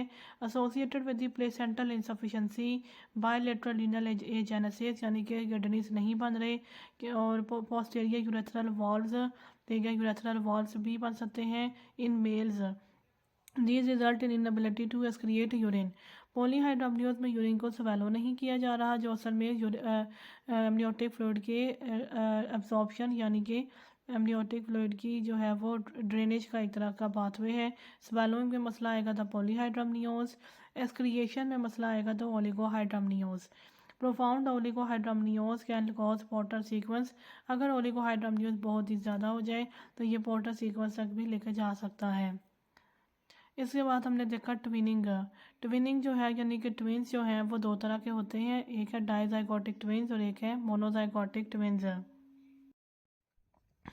तो यहाँ पे है डाइजाइगोटिक ट्विंस। डाइजाइगोटिक ट्विंस को हम फ्रैटर्नल ट्विंस भी कहते हैं। They arise from the two eggs that are separately fertilise with two different sperms. तो इसमें ये होगा कि 2 एग्स होंगे, 2 स्पर्म्स होंगे, इस वजह से 2 जाइगोट्स होंगे and they will have 2 separate amniotic sacs and 2 separate प्लेसेंटास।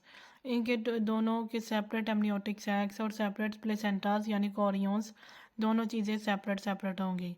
इसके बाद आते हैं मोनोजाइगोटिक ट्विंस, इन्हें हम आइडेंटिकल ट्विंस भी कहते हैं। They arise from one fertilised egg. ये वन फर्टिलाइज्ड एग से जो है वो अराइज होते हैं, यानी 1 egg plus 1 sperm that splits in early pregnancy. अब इनकी जो ये जहाँ से अराइज होंगे वो तो 1 एग और 1 स्पर्म है, लेकिन बाद में इनकी स्प्लिटिंग हो जाती है। The timing of splitting determines chorionicity. उसके बाद जो इनकी स्प्लिटिंग है वो ये डिफाइन करेगी कि इनकी कोरियोनिसिटी कितनी होगी और एमनियोसिटी कितनी होगी, यानी कि नंबर ऑफ कोरियंस कितने होंगे और नंबर ऑफ एमनियंस कितने होंगे। Splitting 0 to 4 days. अगर 0 to 4 डेज के अंदर अंदर स्प्लिटिंग हो जाती है तो इनके कोरियन और एमनियन दोनों सेपरेट होंगे, यानी डाई एमनियन डाई कोरियन। अगर स्प्लिटिंग 4 to 8 डेज़ के अंदर होती है तो इनकी कोरियन शेयर्ड होगी, लेकिन एमनियन जो है वो सेपरेट होगी। इसको हम याद रख सकते हैं mono chorion and di amnion, mo di. उसके बाद है स्प्लिटिंग 8 to 12 डेज़। अगर स्प्लिटिंग 8 to 12 डेज़ के अंदर अंदर हो जाती है तो इनकी एमनियन और कोरियन दोनों शेयर्ड होंगी, यानी कि मो और मो। पहले डाई डाई था, दोनों डाई थे, फिर मो डाई थे, अब मो और मो है। Splitting 13 plus days.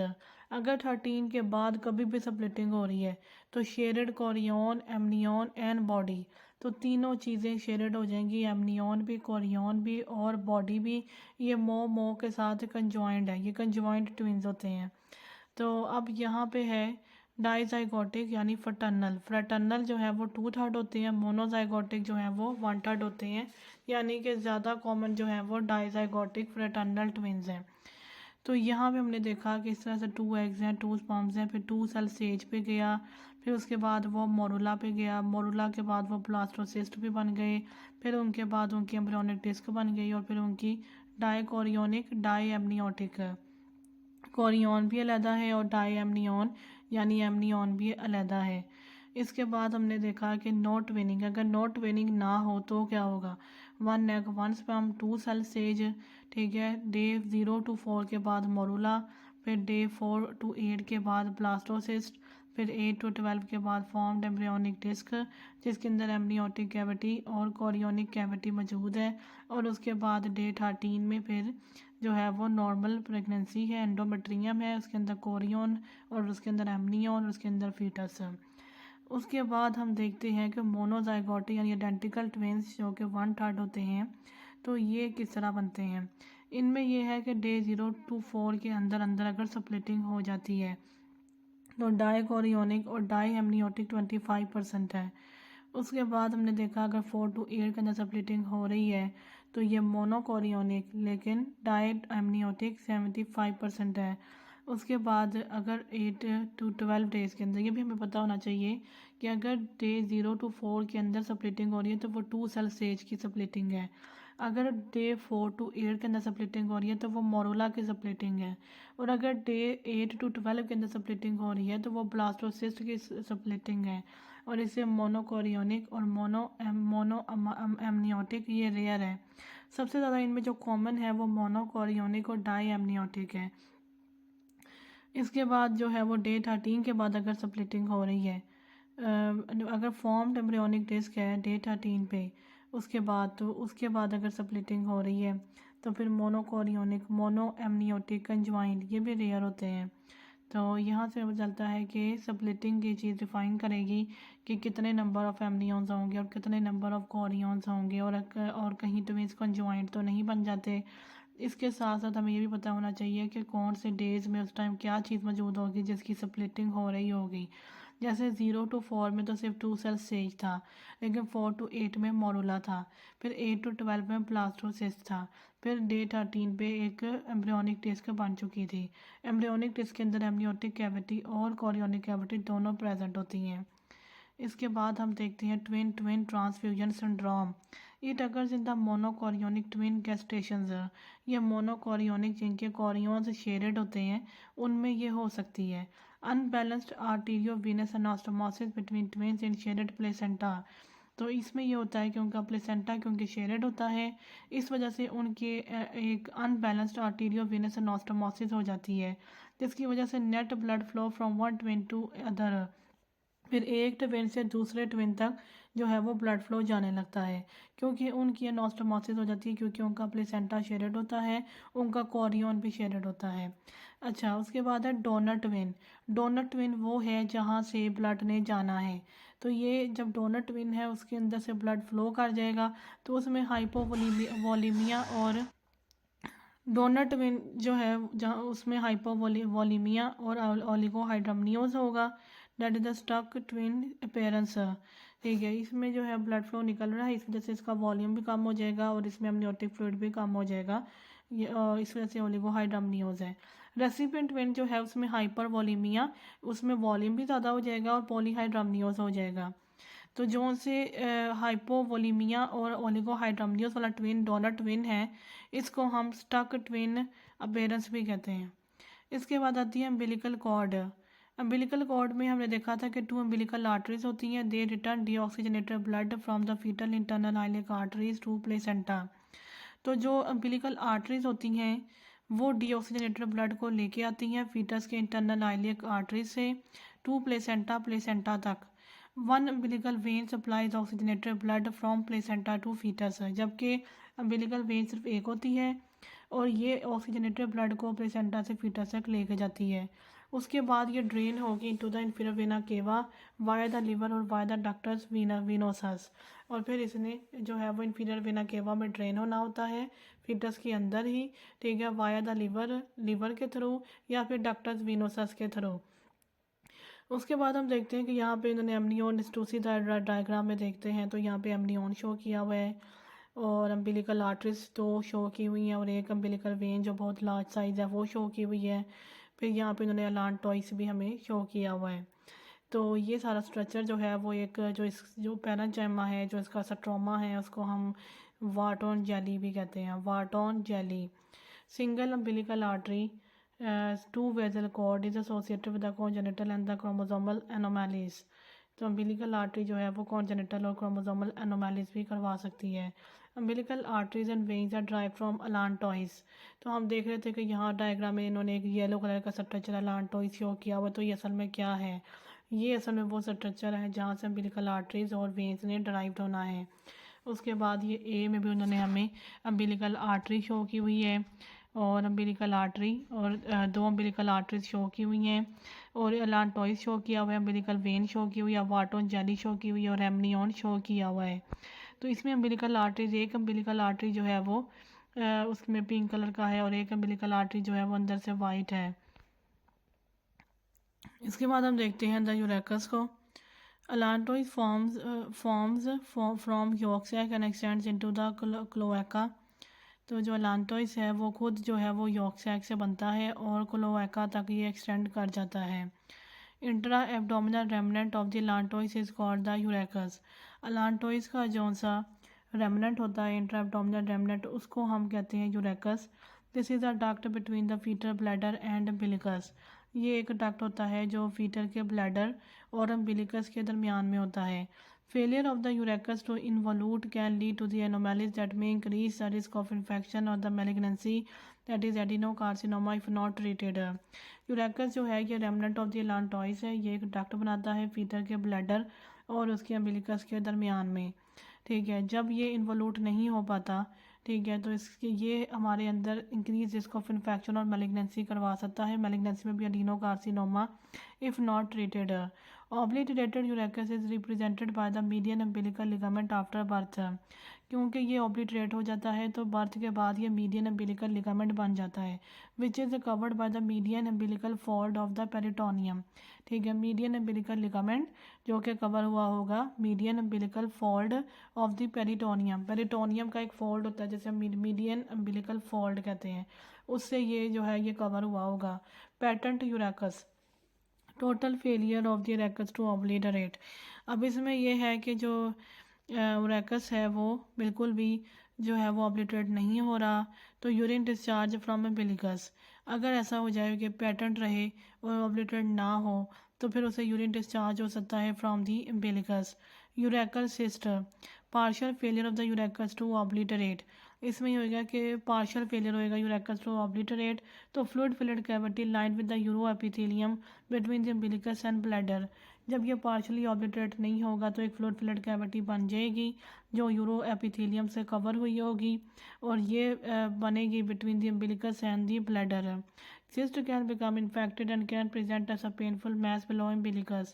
लेकिन ये इन्फेक्ट भी हो सकती है, इसी वजह से ये पेनफुल मैस भी बन सकती है और ये सिस्ट अम्बिलिकस के बिलो होती है। Vesicourachal diverticulum, slight failure of the urachus to obliterate. और अगर स्लाइड फेलियर हो जाए पूरी तरह से, मतलब बहुत ही कम फेलियर हो उसकी ऑब्लिटरेशन का, तो out poaching of the bladder हो जाएगी जिसे हम कहेंगे वेजिको यूरेकल डवर्टिकुलम। यहाँ पे इन्होंने डायग्राम में शो किया हुआ है कि यहाँ पे अम्बिलिकस है। ठीक है, तो ये अम्बिलिकस है और ये जो येलो सा स्ट्रक्चर है ये असल में यूरेकस है। तो पैटर्न यूरेकस में यानी कि ये बिल्कुल पैटर्न रहेगा, इसकी बिल्कुल भी ऑब्लिटरेशन नहीं होगी। तो ये जो है ये यूरिन डिस्चार्ज करवा सकता है फ्रॉम दी अम्बिलिकस। उसके बाद यूरेकल सिस्ट है, इसमें हमने देखा है कि दरमियान से ये डीजनरेट हुआ हुआ है लेकिन उसके बाद फिर ये येलो सा स्ट्रक्चर जो है वो दोबारा बना हुआ है। तो ये यहाँ पे partial failure of the urachus to obliterate है जिसकी वजह से उसने एक फ्लूइड फिल्ड कैविटी बना दी है between the umbilicus and the bladder. लेकिन ये सिस्ट इन्फेक्ट हो सकती है और पेनफुल हो सकती है और ये अम्बिलिकस के बिलो होगी। उसके बाद हमने देखा वेजिको यूरेकल डवर्टिकुलम, तो इसमें जो है इसकी अब नॉर्मल शेप है। ठीक है, और इसने out poaching of the bladder बनाई हुई है, ब्लैडर से इसने एक आउट पोचिंग बनाई हुई है। तो ये जो येलो कलर का स्ट्रक्चर है ये ब्लैडर है और यहाँ से जो आउट पोचिंग निकल रही है वो वेजिको यूरेकल डवर्टिकुलम है। इसके बाद हम देखते हैं vitelline duct. Vitelline duct is also called the omphalomesenteric duct. It connects the yolk sac to midgut lumen. तो विटलिन डक्ट को हम ओम्फेलो मेसेंट्रिक डक्ट भी कहते हैं। ये यॉर्क सैक को मिडगट के ल्यूमन के साथ जो है वो कनेक्ट करेगा। It obliterates during week 7 of development. Week 7 of development में ये ऑब्लिटरेट हो जाता है। पैटेंट विटलाइन डक्ट, अगर ये पैटर्न रहे और ऑब्लिटरेट ना हो तो total failure of vitelline duct to obliterate. ये टोटली जो है वो बिल्कुल ही ऑब्लिटरेट नहीं होगा। तो मेकोनियम डिस्चार्ज फ्रॉम एम्बिलिकस, तो एम्बिलिकस से मेकोनियम का डिस्चार्ज होने लगेगा। Vitelline duct cyst, partial failure of vitelline duct to obliterate, अगर विटलिन डक्ट का जो है वो पार्शियल फेलियर हो तो इंक्रीज रिस्क फॉर वॉल्व्यूलस, वॉल्व्यूलस जो है वो एक ट्विस्ट आ जाता है इंटेस्टाइन्स में, जिसकी वजह से इंटेस्टाइनल ऑब्स्ट्रक्शन हो रही होती है, तो वो चीज़ जो है वो विटलाइन डक्ट की सिस्ट की वजह से हो रही होती है। Meckel diverticulum, slight failure of vitelline duct to obliterate, अगर बहुत ही स्लाइड सा फेलियर हो of the vitelline duct to obliterate, vitelline duct जो है वो उसमें ऑब्लिटरेट ना हो रहा हो, तो out poaching of the ileum, तो आइलियम की आउट पोचिंग हो जाएगी। ट्रू डवर्टिकुलम, ठीक है, यूजली एसिम्टोमेटिक, इसको ट्रू टवर्टिकुलम भी कहते हैं क्योंकि ये जो है वो कॉन्जेनिटल होता है और इसमें जो है वो आउट पोचिंग हो जाएगी of the ileum. It is usually asymptomatic, asymptomatic होता है, मे हैव हेट्रोटॉपिक गैस्ट्रिक और दी पैंक्रियाटिक टिश्यू, इसके अंदर जो है वो गैस्ट्रिक और पैंक्रियाटिक टिश्यूज़ भी हो सकते हैं जो कि यहाँ पे एबनॉर्मली प्रेजेंट हो सकते हैं। Which can lead to the melena हिमाटोचीजिया abdominal pain, ठीक है, तो इसमें यह है कि मलीना हिमाटोचीजिया और एब्डोमिनल पेन हो सकती है, इसके अंदर गैस्ट्रिक और पैंक्रियाटिक टिश्यूज़ भी प्रेजेंट हो सकते हैं एबनॉर्मली, यानी कि उनकी एबनॉर्मल लोकेशन होगी एक तरह से, तो वो यहाँ पे प्रेजेंट हो सकते हैं। आउट पोचिंग ऑफ आइलियम, ठीक है, तो इसमें जो है वो आउट पोचिंग ऑफ आइलियम हो जाती है और इसको हम ट्रू टवर्टिकुलम कहते हैं। तो यहाँ पे मलीना का क्या मतलब है ये बताया हुआ है। तो यहाँ पे है डाइजाइगोटिक ट्विंस, डाइजाइगोटिक ट्विंस को हम फ्रैटर्नल ट्विंस भी कहते हैं। They arise from the two eggs that are separately fertilize the two different sperms, तो इसमें ये होगा कि टू एग्स होंगे, टू स्पर्म्स होंगे, इस वजह से टू जाइगोट्स होंगे, and they will have two separate amniotic sacs and two separate placentas, इनके दोनों के सेपरेट एमनियोटिक सैक्स और सेपरेट प्लेसेंटास यानी कोरियंस, दोनों चीज़ें सेपरेट सेपरेट होंगी। इसके बाद आते हैं मोनोजाइगोटिक ट्विंस, इन्हें हम आइडेंटिकल ट्विंस भी कहते हैं। They arise from one fertilised egg, ये वन फर्टिलाइज एग से जो है वो अराइज होते हैं, यानी one egg plus one sperm that splits in early pregnancy. अब इनकी जो ये जहाँ से अराइज होंगे वो तो वन एग और वन स्पर्म है, लेकिन बाद में इनकी स्प्लिटिंग हो जाती है। The timing of splitting determines chorionicity, उसके बाद जो इनकी स्प्लिटिंग है वो ये डिफ़ाइन करेगी कि इनकी कोरियोनिसिटी कितनी होगी और एमनियोसिटी कितनी होगी, यानी कि नंबर ऑफ़ कोरियंस कितने होंगे और नंबर ऑफ़ एमनियंस कितने होंगे। स्प्लिटिंग 0 to 4 डेज़, अगर 0 to 4 डेज़ के अंदर अंदर स्प्लिटिंग हो जाती है तो इनके कोरियन और एमनियन दोनों सेपरेट होंगे, यानी डाई एमनियन डाई कोरियन। अगर स्प्लिटिंग 4 to 8 डेज़ के अंदर होती है तो इनकी कोरियन शेयर्ड होगी, लेकिन एमनियन जो है वो सेपरेट होगी। इसको हम याद रख सकते हैं mono chorion and di amnion, mo die.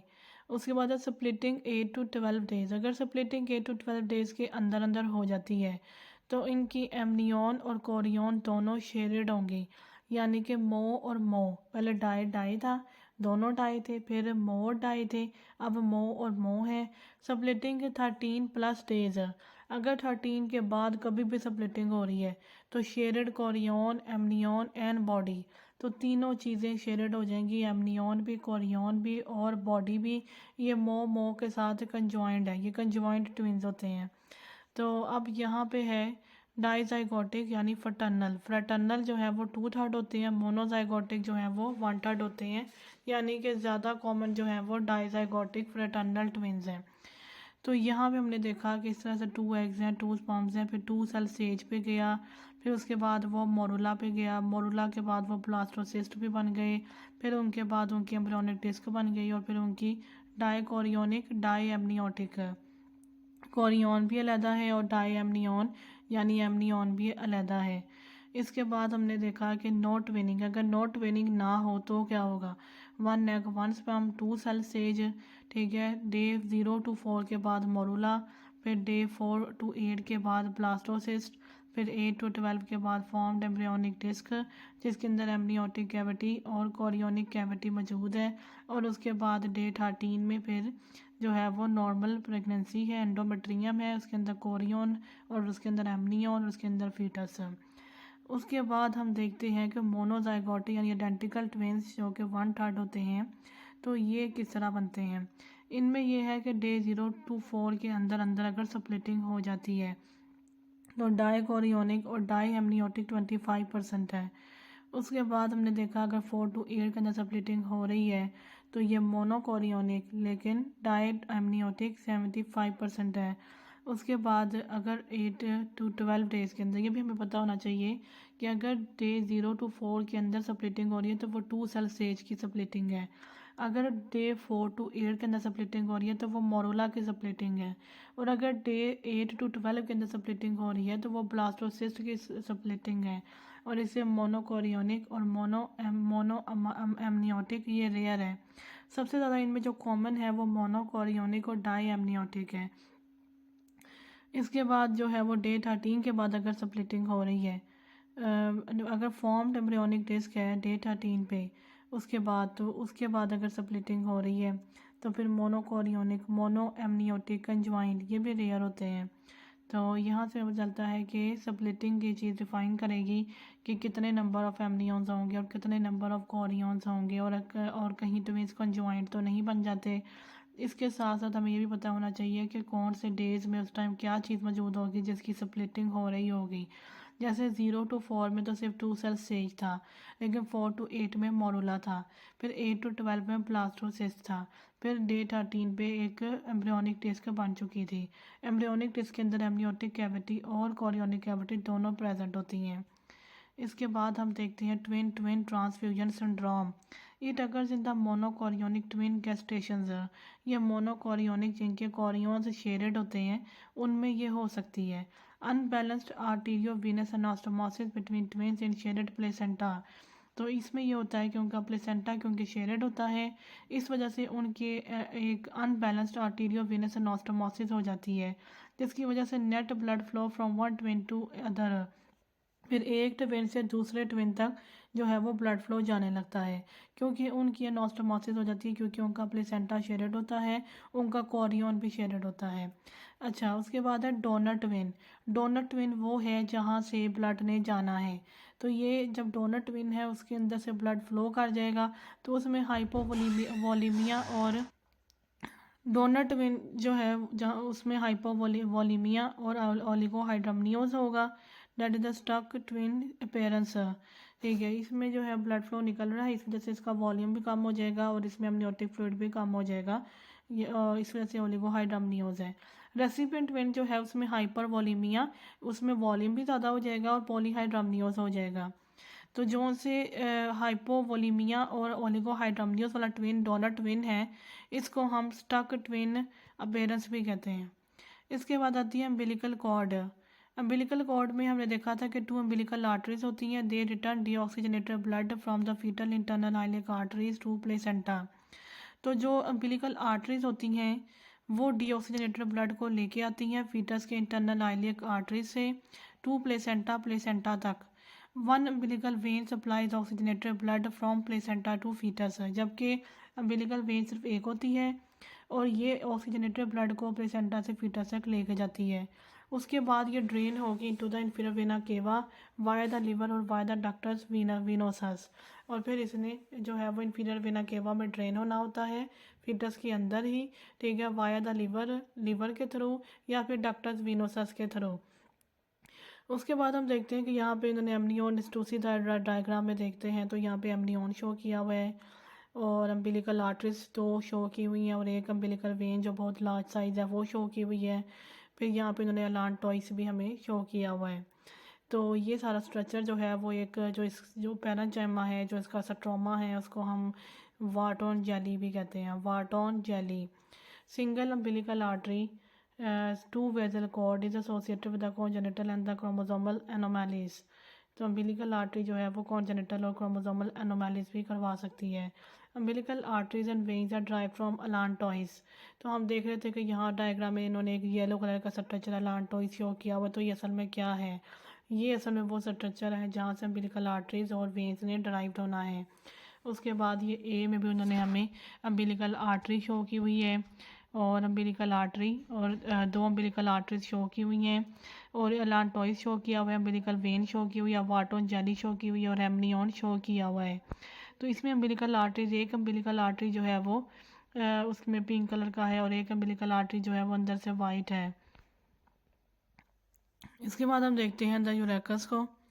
अलांटोइज forms from yolk sac and extends into the cloaca. तो जो अलांटोइस है वो खुद जो है वो यॉर्क सैक से बनता है और क्लोएका तक ये एक्सटेंड कर जाता है। Intra abdominal remnant of the allantois is called the urachus. Allantois का जो सा रेमनेंट होता है, इंट्रा एब्डोमिनल रेमनेंट, उसको हम कहते हैं urachus. This is a duct between the fitter bladder and umbilicus. ये एक डक्ट होता है जो फीटर के ब्लैडर और अम्बिलिकस के दरमियान में होता है। Failure of the urachus to involute can lead to the anomalies that may increase the risk of infection और the malignancy that is adenocarcinoma if not treated. Urachus जो है ये रेमनेंट ऑफ द अलांटोइस है। ये एक डक्ट बनाता है fitter के ब्लैडर और उसके अम्बिलिकस के दरमियान में। ठीक है, जब ये इन्वॉल्यूट नहीं हो पाता, ठीक है, तो इसके ये हमारे अंदर इंक्रीज रिस्क ऑफ इन्फेक्शन और मैलिग्नेंसी करवा सकता है। मैलिग्नेंसी में भी adenocarcinoma if not treated. Obliterated urachus is represented by the median umbilical ligament after birth. क्योंकि ये ऑब्लिटरेट हो जाता है तो बर्थ के बाद ये मीडियन अम्बिलिकल लिगामेंट बन जाता है, which is covered by the median umbilical fold of the peritoneum. ठीक है, मीडियन अम्बिलिकल लिगामेंट जो कि कवर हुआ होगा median umbilical fold of the peritoneum. Peritoneum का एक फोल्ड होता है जैसे मीडियन अम्बिलिकल फोल्ड कहते हैं, उससे ये जो है ये कवर हुआ होगा। Patent urachus, total failure of the urachus to obliterate. अब इसमें यह है कि जो यूरेकस है वो बिल्कुल भी जो है वो ऑब्लिटरेट नहीं हो रहा, तो यूरिन डिस्चार्ज फ्रॉम एम्बिलिकस। अगर ऐसा हो जाए कि पेटेंट रहे और ऑब्लिटरेट ना हो तो फिर उसे यूरिन डिस्चार्ज हो सकता है from the umbilicus. Urachal cyst, partial failure of the urachus to obliterate. इसमें ये होगा कि पार्शियल फेलियर होएगा यूरेकस टू ऑब्लिटरेट, तो fluid filled cavity line with the uroepithelium between the umbilicus and bladder. जब ये पार्शली ऑब्लिटरेट नहीं होगा तो एक फ्लूइड फिल्ड कैविटी बन जाएगी जो यूरो एपिथेलियम से कवर हुई होगी और ये बनेगी between the umbilicus and the bladder. Cyst can become infected and can present as a painful mass below umbilicus. लेकिन ये इन्फेक्ट भी हो सकती है, इसी वजह से ये पेनफुल मैस भी बन सकती है और ये सिस्ट एम्बिलिकस के बिलो होती है। Vesicourachal diverticulum, slight failure of the urachus to obliterate. और अगर स्लाइड फेलियर हो जाए पूरी तरह से, मतलब बहुत ही कम फेलियर हो उसके ऑब्लिटरेशन का, तो out poaching of the bladder हो जाएगी जिसे हम कहेंगे वेजिको यूरेकल डवर्टिकुलम। यहाँ पे इन्होंने डायग्राम में शो किया हुआ है कि यहाँ पे अम्बिलिकस है। ठीक है, तो ये अम्बिलिकस है और ये जो येलो सा स्ट्रक्चर है ये असल में यूरेकस है। तो पैटर्न यूरेकस में यानी कि ये बिल्कुल पैटर्न रहेगा, इसकी बिल्कुल भी ऑब्लिटरेशन नहीं होगी, तो ये जो है ये यूरिन डिस्चार्ज करवा सकता है फ्रॉम दी अम्बिलिकस। उसके बाद यूरेकल सिस्ट है, इसमें हमने देखा है कि दरमियान से ये डीजनरेट हुआ हुआ है लेकिन उसके बाद फिर ये येलो सा स्ट्रक्चर जो है वो दोबारा बना हुआ है। तो ये यहाँ पे partial failure of the urachus to obliterate है जिसकी वजह से उसने एक फ्लूइड फिलेट कैविटी बना दी है between the umbilicus and the bladder. लेकिन ये सिस्ट इन्फेक्ट हो सकती है और पेनफुल हो सकती है और ये अम्बिलिकस के बिलो होगी। उसके बाद हमने देखा वेजिको यूरेकल डवर्टिकुलम, तो इसमें जो है इसकी अब नॉर्मल शेप है। ठीक है, और इसने out poaching of the bladder बनाई हुई है, ब्लैडर से इसने एक आउट पोचिंग बनाई हुई है। तो ये जो येलो कलर का स्ट्रक्चर है ये ब्लैडर है और यहाँ से जो आउट पोचिंग निकल रही है वो वेजिको यूरेकल डवर्टिकुलम है। इसके बाद हम देखते हैं vitelline duct. Vitelline duct is also called the omphalomesenteric duct. It connects the yolk sac to midgut lumen. तो विटलिन डक्ट को हम ओम्फेलो मेसेंट्रिक डक्ट भी कहते हैं। ये यॉर्क सैक को मिडगट के ल्यूमन के साथ जो है वो कनेक्ट करेगा। It obliterates during week 7 of development. Week 7 of development में ये ऑब्लिटरेट हो जाता है। पैटेंट विटलाइन डक्ट, अगर ये पैटर्न रहे और ऑब्लिटरेट ना हो तो total failure of vitelline duct to obliterate, ये टोटली जो है वो बिल्कुल ही ऑब्लिटरेट नहीं होगा। तो मिकोनियम डिस्चार्ज फ्रॉम एम्बिलिकस, तो एम्बिलिकस से मिकोनियम का डिस्चार्ज होने लगेगा। Vitelline duct cyst, partial failure of vitelline duct to obliterate, अगर विटलिन डक्ट का जो है वो पार्शियल फेलियर हो तो इंक्रीज रिस्क फॉर वॉल्व्यूलस। वॉल्व्यूलस जो है वो एक ट्विस्ट आ जाता है इंटेस्टाइन्स में जिसकी वजह से इंटेस्टाइनल ऑब्स्ट्रक्शन हो रही होती है, तो वो चीज़ जो है वो विटलाइन डक्ट की सिस्ट की वजह से हो रही होती है। Meckel diverticulum, slight failure of vitelline duct to obliterate, अगर बहुत ही स्लाइड सा फेलियर हो of the vitelline tract to obliterate, vitelline tract जो है वो उसमें ऑब्लिटरेट ना हो रहा हो। तो out poaching of the ileum, तो आइलियम की आउट पोचिंग हो जाएगी। ट्रू टवर्टिकुलम, ठीक है, यूजली एसिम्टोमेटिक, इसको ट्रू टवर्टिकुलम भी कहते हैं क्योंकि ये जो है वो कॉन्जेनिटल होता है और इसमें जो है वो आउट पोचिंग हो जाएगी of the ileum. It is usually asymptomatic, asymptomatic होता है। मे हैव हेट्रोटॉपिक गैस्ट्रिक और दी पैंक्रियाटिक टिश्यू, इसके अंदर जो है वो गैस्ट्रिक और पैंक्रियाटिक टिश्यूज़ भी हो सकते हैं जो कि यहाँ पे एबनॉर्मली प्रेजेंट हो सकते हैं। Which can lead to the melena हिमाटोचीजिया abdominal pain, ठीक है। तो इसमें यह है कि मलीना हिमाटोचीजिया और एब्डोमिनल पेन हो सकती है, इसके अंदर गैस्ट्रिक और पैंक्रियाटिक टिश्यूज़ भी प्रेजेंट हो सकते हैं एबनॉर्मली, यानी कि उनकी एबनॉर्मल लोकेशन होगी एक तरह से, तो वो यहाँ पे प्रेजेंट हो सकते हैं। आउट पोचिंग ऑफ आइलियम, ठीक है, तो इसमें जो है वो आउट पोचिंग ऑफ आइलियम हो जाती है और इसको हम ट्रू टवर्टिकुलम कहते हैं। तो यहाँ पे मलीना का क्या मतलब है ये बताया हुआ है। तो यहाँ पे हम देखते हैं कि what is melena. Melena refers to the black stools that occur as result of gastrointestinal bleeding, यानी कि अगर कोई भी गैस्ट्रोइंटेस्टाइनल ब्लीडिंग हो रही है तो उसकी वजह से स्टूल्स का कलर इसमें ब्लैक हो जाता है। This bleeding typically originates from the upper gastrointestinal tract, upper gastrointestinal tract में कोई ब्लीडिंग होगी जिसकी वजह से स्टूल्स का कलर ब्लैक हो जाएगा। Which includes the mouth, oesophagus, stomach and the first part of the small intestine. Mouth और एसोफेगस और स्टमक और स्मॉल इंटेस्टाइन का फर्स्ट पार्ट, इनमें से कहीं भी अगर ब्लीडिंग होगी तो फिर स्टूल्स का कलर ब्लैक हो जाने को हम मलीना कहते हैं, ठीक है। और ज़रूरी नहीं है कि अपर गैस्ट्रोइंटेस्टाइनल ट्रैक्ट ही में हो, लोअर में भी हो सकती है, लेकिन अपर में ज़्यादातर जो है वो रिस्पॉन्सिबल होती है फॉर मलीना। इसके बाद हम देखते हैं हिमाटोचीजिया। तो हिमाटोचीजिया में रेक्टल ब्लीडिंग होती है when the blood passes from the rectum और द एनस, ठीक है। जब ब्लड जो है वो रेक्टम या एनस से आ रहा हो तो इसे हम कहते हैं रेक्टल ब्लीडिंग। अब एक में था कि स्टूल्स का कलर ब्लैक है और एक में है कि प्रॉपर ब्लीडिंग हो रही है। Bleeding may be noted on the stool or be seen as a blood or the toilet paper, or in the toilet the blood may be bright red. The term hematochysia is used to describe this finding. Rectal bleeding को हम कहते हैं हिमाटोचीजिया, और अगर black source किसी gastrointestinal bleeding की वजह से बन रहे तो उसे हम कहते हैं मलीना। ये दोनों फाइंडिंग्स जो हैं ये हमें मिल रही होती हैं along with the abdominal pain in the Meckel's diverticulum. जैसे कि यहाँ पे लिखा है कि may have the heterotopic gastric और द पैंक्रियाटिक टिश्यू, इसके ऊपर जो है वो एबनॉर्मली लोकेटेड है गैस्ट्रिक और पैंक्रियाटिक टिश्यू होंगे। तो हेट्रोटॉपिक का मतलब ये होता है कि एबनॉर्मल लोकेशन पर नॉर्मल टिश्यू का प्रेजेंट होना, तो इसकी वजह से फिर मलीना, हिमाटोचीजिया और एब्डोमिनल पेन हो सकते हैं। ये सब फाइंडिंग्स हमें मक्कल टवर्टिकुलम में मिलेंगी जो कि टू टवर्टिकुलम है। इसको हम ये विटलिन डॉक्टर के स्लाइड फेलियर टू ऑब्लिटरेट की वजह से हो रहा होता है, जिसकी वजह से आइलियम की एक आउट पोचिंग बन जाती है।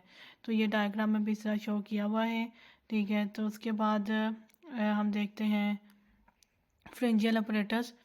फ्रिंजियल apparatus is compose of 3 parts, that is a pharyngeal, that is a branchial clefts, clefts होती हैं, कार्चेज होती हैं और एक पाउचेज होती हैं। तो सबसे पहले हम देखेंगे pharyngeal clefts. Pharyngeal clefts are derived from the ectoderm and they are also called the pharyngeal grooves. Pharyngeal arches are derive from the mesoderm, that is muscles and arteries and neural crest. Mesoderm और neural crest से derived होते हैं, ठीक है, muscles, arteries, और neural crest से bones and cartilage. Pharyngeal pouches are derive from the endoderm, ठीक है, CAP, that is the clefts, arches and pouches.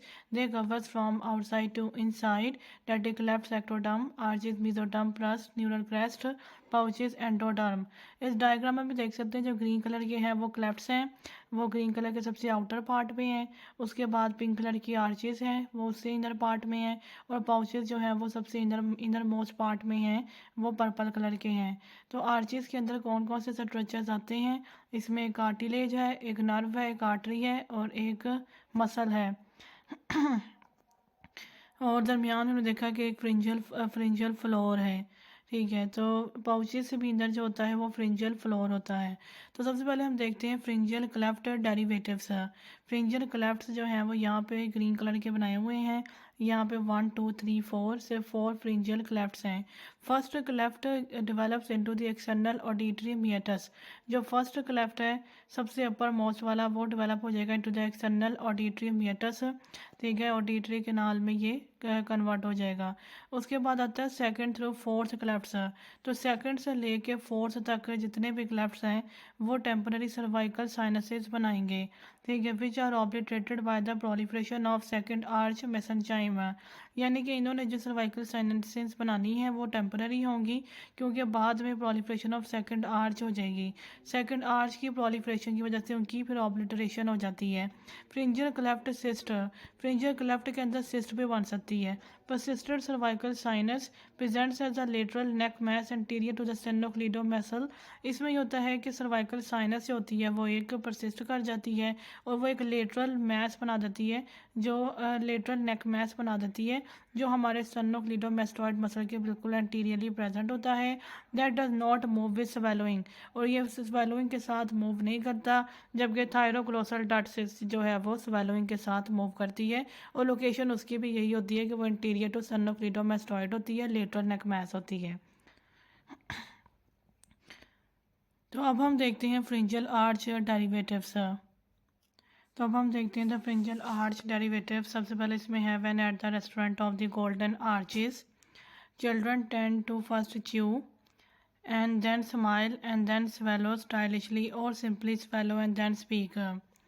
तो सबसे पहले इसमें है कि एक रेस्टोरेंट है उसका नाम गोल्डन आर्चेस है, वहाँ पे चिल्ड्रन सबसे पहले च्यू करते हैं यानी चबाते हैं, फिर स्माइल करते हैं और फिर वो स्वेलो करते हैं स्टाइलिशली, या फिर वो सिंपली स्वेलो करेंगे और स्पीक। ये जो है वो एक निमोनिक है जिसके ज़रिए हम आर्चेस के डेरिवेटिव्स को याद रख सकते हैं। फर्स्ट फ्रिंजल आर्च में जो है वो सबसे पहले ट्राइजेमिनल नर्व की थर्ड ब्रांच है, क्रेनियल नर्व 5-3, जो ये है च्यू। इसमें मसल्स ऑफ मेस्टिकेशन है, डेट इज टेम्पोरालिस और masseter, lateral and the medial pterygoids. Mylohyoid anterior belly of digastric, tensor tympani, anterior 2/3 of tongue and the tensor veli palatini. तो ये सारे मसल्स ऑफ मेस्टिकेशन हैं। इसमें जो main muscles हैं वो टेम्पोरालिस और मसेटर और लेटरल एंड द मीडियल टेरेगॉइड्स हैं। फिर इसके अलावा भी कुछ मसल्स हैं जैसे माइलोहायोइड है और एंटीरियर 2/3 ऑफ टंग है, टेंसर वैली प्लेटनी, टेंसर टिम्पैनी और anterior belly of digastric. Cartilages, इसमें एक मैक्सिलरी प्रोसेस और एक मैंडिबुलर प्रोसेस है। दो कार्टिलेजेस यहाँ पे इन्वॉल्व हैं। तो मैक्सिलरी प्रोसेस जो है उसे मैक्सिला और जाइगोमेटिक बॉन है। मैक्सिलरी प्रोसेस से मैक्सिला और जाइगोमेटिक बॉन्ड ड्राइव्ड हैं, जबकि मैंडिबुलर प्रोसेस से मैकल कार्टिलेज और मैंडिबल और malleus and incus and the sphenomandibular ligament. इसके बाद आता है द पेरे रॉबिन सीक्वेंस। इसमें है द माइक्रोनेशिया नेथिया। तो इसमें ये होता है कि जो लोअर जा होता है उसकी जो है वो बहुत स्मॉल साइज़ हो जाता है। उसके बाद आता है द ग्लोसोप्टोसिस। इसमें टंग की जो है वो डिस्प्लेसमेंट हुई होती है। कई दफ़ा इन्फेंट्स में ये टंग इतनी पोस्टरली प्लेस्ड होती है कि उनकी एयरवे ऑब्स्ट्रक्शन भी हो सकती है। क्लेफ्ट पैलेट और एयरवे ऑब्स्ट्रक्शन, तो ये चीज़ें जो हैं वो इसमें हो रही होती हैं। फर्स्ट फ्रिंजियल आर्च, तो इसमें जो था वो कार्टिलेज में मैक्सिलरी प्रोसेस था और मैंडिबुलर प्रोसेस है। मैक्सिलरी प्रोसेस से जो है वो मैक्सिला और जाइगोमेटिक बोन है, जबकि मैंडिबुलर प्रोसेस से मैंडिबल, स्टेप्स और इंकस है, स्पिनो मैंडिबुलर लिगामेंट है और एक इसमें मैकल कार्टिलेज है। तो उसके बाद हमने देखा कि सेकंड फ्रिंजियल आर्च है। इसने जो है इसने अब स्माइल करवानी है। स्माइल के लिए फेशियल नर्व को यूज़ करते हैं। तो इसमें जो है वो क्रेनियल नर्व 7th यानी facial nerve, facial expression, muscles of facial expression, ठीक है। इसके अलावा इसमें स्टेपेडियस है जो कि एक इनर ईयर के अंदर जो है वो ईयर बोन होती है, और स्टाइलोहायोइड है, उसमें माइलोहायोइड था, इसमें स्टाइलोहायोइड है। प्लेटिस्मा है, पोस्टेरियर बेली ऑफ डाइगैस्ट्रिक है, उसमें इंटीरियर बेली ऑफ डाइगैस्ट्रिक थी तो इसमें पोस्टेरियर बेली ऑफ डाइगैस्ट्रिक है। इसमें जो कार्टिलेज है वो है रिचर्ड कार्टिलेज है। तो इसने भी स्टेप्स और styloid process, lesser horn of hyoid and stylohyoid ligament. उसने स्पिनो मैंडिबुलर लिगामेंट था, इसमें स्टाइलोहायोइड लिगामेंट है और इसमें स्टेप्स, उसमें मैलियस और इंकस थे, इसमें स्टेप्स और स्टाइलोइड प्रोसेस और लेसन हॉर्न ऑफ हायोइड हैं। उसके बाद आता था Treacher Collins syndrome, autosomal dominant neural crest dysfunction. तो इसमें क्या है, इसमें autosomal dominant neural crest dysfunction हो जाता है, क्रेनियो फेशियल एबनॉर्मलिटी जिसकी वजह से हो रही होती हैं क्योंकि न्यूरल क्रस्ट का डिसफंक्शन हो जाता है और ऑटोसोमल डोमिनेंट कंडीशन है। इसके बाद इसमें जो एबनॉर्मलिटीज है उसमें जाइगोमेट्रिक बोन और मैंडिबुलर हाइपोप्लाजिया है। मैंडिबल और जाइगोमेट्रिक बोन की हाइपोप्लाजिया हो जाएगी, हियरिंग लॉस हो सकता है और एयरवे कॉम्प्रोमाइज़। थर्ड फ्रिंजल आर्च ने अब स्वेलो करवाना है स्टाइलिशली, तो इसमें जो नर्व है वो है क्रेनियल नर्व 9th यानी कि ग्लोसोफ्रिंजियल नर्व, और इसमें जो मसल्स में आता है वो स्टाइलोफ्रिंजियस, ठीक है, स्टाइलिश से स्टाइलोफ्रिंजियस, और इसमें greater horn of hyoid, cartilage में आता है greater horn of hyoid. Fourth and the six pharyngeal arches, fourth arch ने क्रेनियल नर्व 10th, ठीक है, यानी सुपीरियर लरिंजियल ब्रांच, ठीक है, सिंपली स्वेलो, ठीक है, क्रेनियल नर्व 10 जो है वो वेगस नर्व होती है, इसकी एक सुपीरियर लरिंजियल ब्रांच को इसने जो है वो ड्राइव करना होता है, ठीक है, सिंपली स्वेलो जो कि सिंपली स्वेलो करवाएगी। और सिक्स आर्च से क्रेनियल नर्व 10 की रिकरेंट और इन्फीरियर लरिंजियल ब्रांच है, ठीक है, रिकरेंट और इन्फीरियर लरिंजियल ब्रांच जिसने स्पीक करवाने में मदद करनी है। फोर्थ आर्च में जो मसल्स आते हैं उसमें मोस्ट फ्रिंजियल कंस्ट्रिक्टर्स है, ठीक है, फ्रिंजियल कंस्ट्रिक्टर्स आएंगे क्रिकोथायरॉइड और levator veli palatini. Six arch में all intrinsic muscles of larynx except cricothyroid है, ठीक है, कंस्ट्रिक्टर्स और क्रिकोथायरॉइड एक तरफ है जबकि all intrinsic muscles of larynx except cricothyroid एक तरफ है। इसमें जो वो लिगामेंट्स आने हैं, कार्टिलेजेस आने हैं, तो वो सारे के सारे थायराइड के कार्टिलेजेस होते हैं, जैसे रेटिनॉइड्स है, क्रिकोइड कार्टिलेज है, कॉर्निकुलेट है और क्यूनिफॉर्म है। थायराइड यूज्ड टू सिंग, ठीक है, यूज टू सिंग, तो इसमें ACCT है, एरेटेनॉइड्स हैं, क्रिकॉइड है और कॉर्निकुलेट है, क्यूनिफॉर्म है और थायराइड है। Arches 3 and 4 form the posterior 1/3 of tongue, ठीक है, 3 and 4 ने पोस्टेरियर 1/3 ऑफ टंग बनानी है। Arch 5 makes no major developmental contributions, इसीलिए आर्च 5 का यहाँ पे कोई जिक्र नहीं है क्योंकि इसमें कोई मेजर डेवलपमेंटल कॉन्ट्रीब्यूशंस नहीं होती। तो लेकिन 3 and 4 ने पोस्टेरियर 1/3 ऑफ टंग को बनाना होता है। Sensory and motor nerves are not pharyngeal arch derivatives. यहाँ पे बताया है कि जो सेंसरी एंड मोटर नर्व्स होती हैं वो फ्रिंजियल आर्च डेरिवेटिव्स नहीं होती, यानी कि अगर कोई क्रेनियल नर्व जो है वो सिर्फ और सिर्फ सेंसरी है या कोई नर्व सिर्फ और सिर्फ मोटर है तो वो फ्रिंजियल आर्च डेरिवेटिव्स में नहीं आएगी। फ्रिंजियल आर्च डेरिवेटिव्स हमने देखा कि क्रेनियल नर्व 5 आ रही थी, क्रेनियल नर्व 7 थी, क्रेनियल नर्व 9 और क्रेनियल नर्व 10, ये सारी की सारी both sensory and both motor, यानी कि दोनों एबिलिटीज़ इनके पास होती हैं, ये वो वाली क्रेनियल नर्व्स हैं। तो ये हम याद रख सकते हैं कि कोई भी प्योरली सेंसरी या कोई भी प्योरली मोटर क्रेनियल नर्व जो है वो फ्रिंजियल आर्च के डेरिवेटिव्स में नहीं आती। They grow into the arches and are derived from the neural crest sensory and neuro ectoderm, ठीक है, वो जो है वो आर्चेस में ग्रो हो जाती हैं, तो या तो वो न्यूरल क्रस्ट यानी सेंसरी हो सकती हैं या वो न्यूरो एक्टोडर्म से डराइव्ड होती हैं यानी कि मोटर हो सकती हैं। इसके बाद हम देखते हैं फ्रिंजियल पाउच डेरिवेटिव्स। तो सबसे पहले यहाँ पे लिखा है कि ईयर एंड टॉन्सिल्स हैं बॉटम टू टॉप, तो फर्स्ट वाले में जो है वो ईयर है फर्स्ट फ्रिंजियल पाउच में, सेकंड वाले में टॉन्सिल्स हैं, 3 वाले की 2 डिवीजन्स हुई हुई है, एक डोर्सल और एक वेंट्रल है। डोर्सल में इसके बॉटम से इंफीरियर पैराथायरॉइड्स हैं, वेंट्रल में इसके थाइमस है। Four pharyngeal pouch top to superior है, ठीक है, top is equal to superior parathyroids. तो सबसे पहले देखते हैं फर्स्ट फ्रिंजियल पाउच, तो इसमें ईयर आना था यानी middle ear cavity, eustachian tube, mastoidal cells, सारे के सारे ईयर वाले जो हैं वो इसमें स्ट्रक्चर्स इन्वॉल्व हैं। First pouch contributes to the endoderm lined structures of ear, ठीक है, जो endoderm lined structures of ear को फर्स्ट फ्रिंजियल पाउच ने बनाना है। Second pharyngeal pouch epithelial lining of palatine tonsils है, तो फर्स्ट जो था वो ईयर था, उसमें फिर उसकी मिडल ईयर कैविटी आ गई, मेस्टोइडल सेल्स आ गए, स्टेचियन ट्यूब आ गई। Second pharyngeal pouch epithelial lining of palatine tonsils है।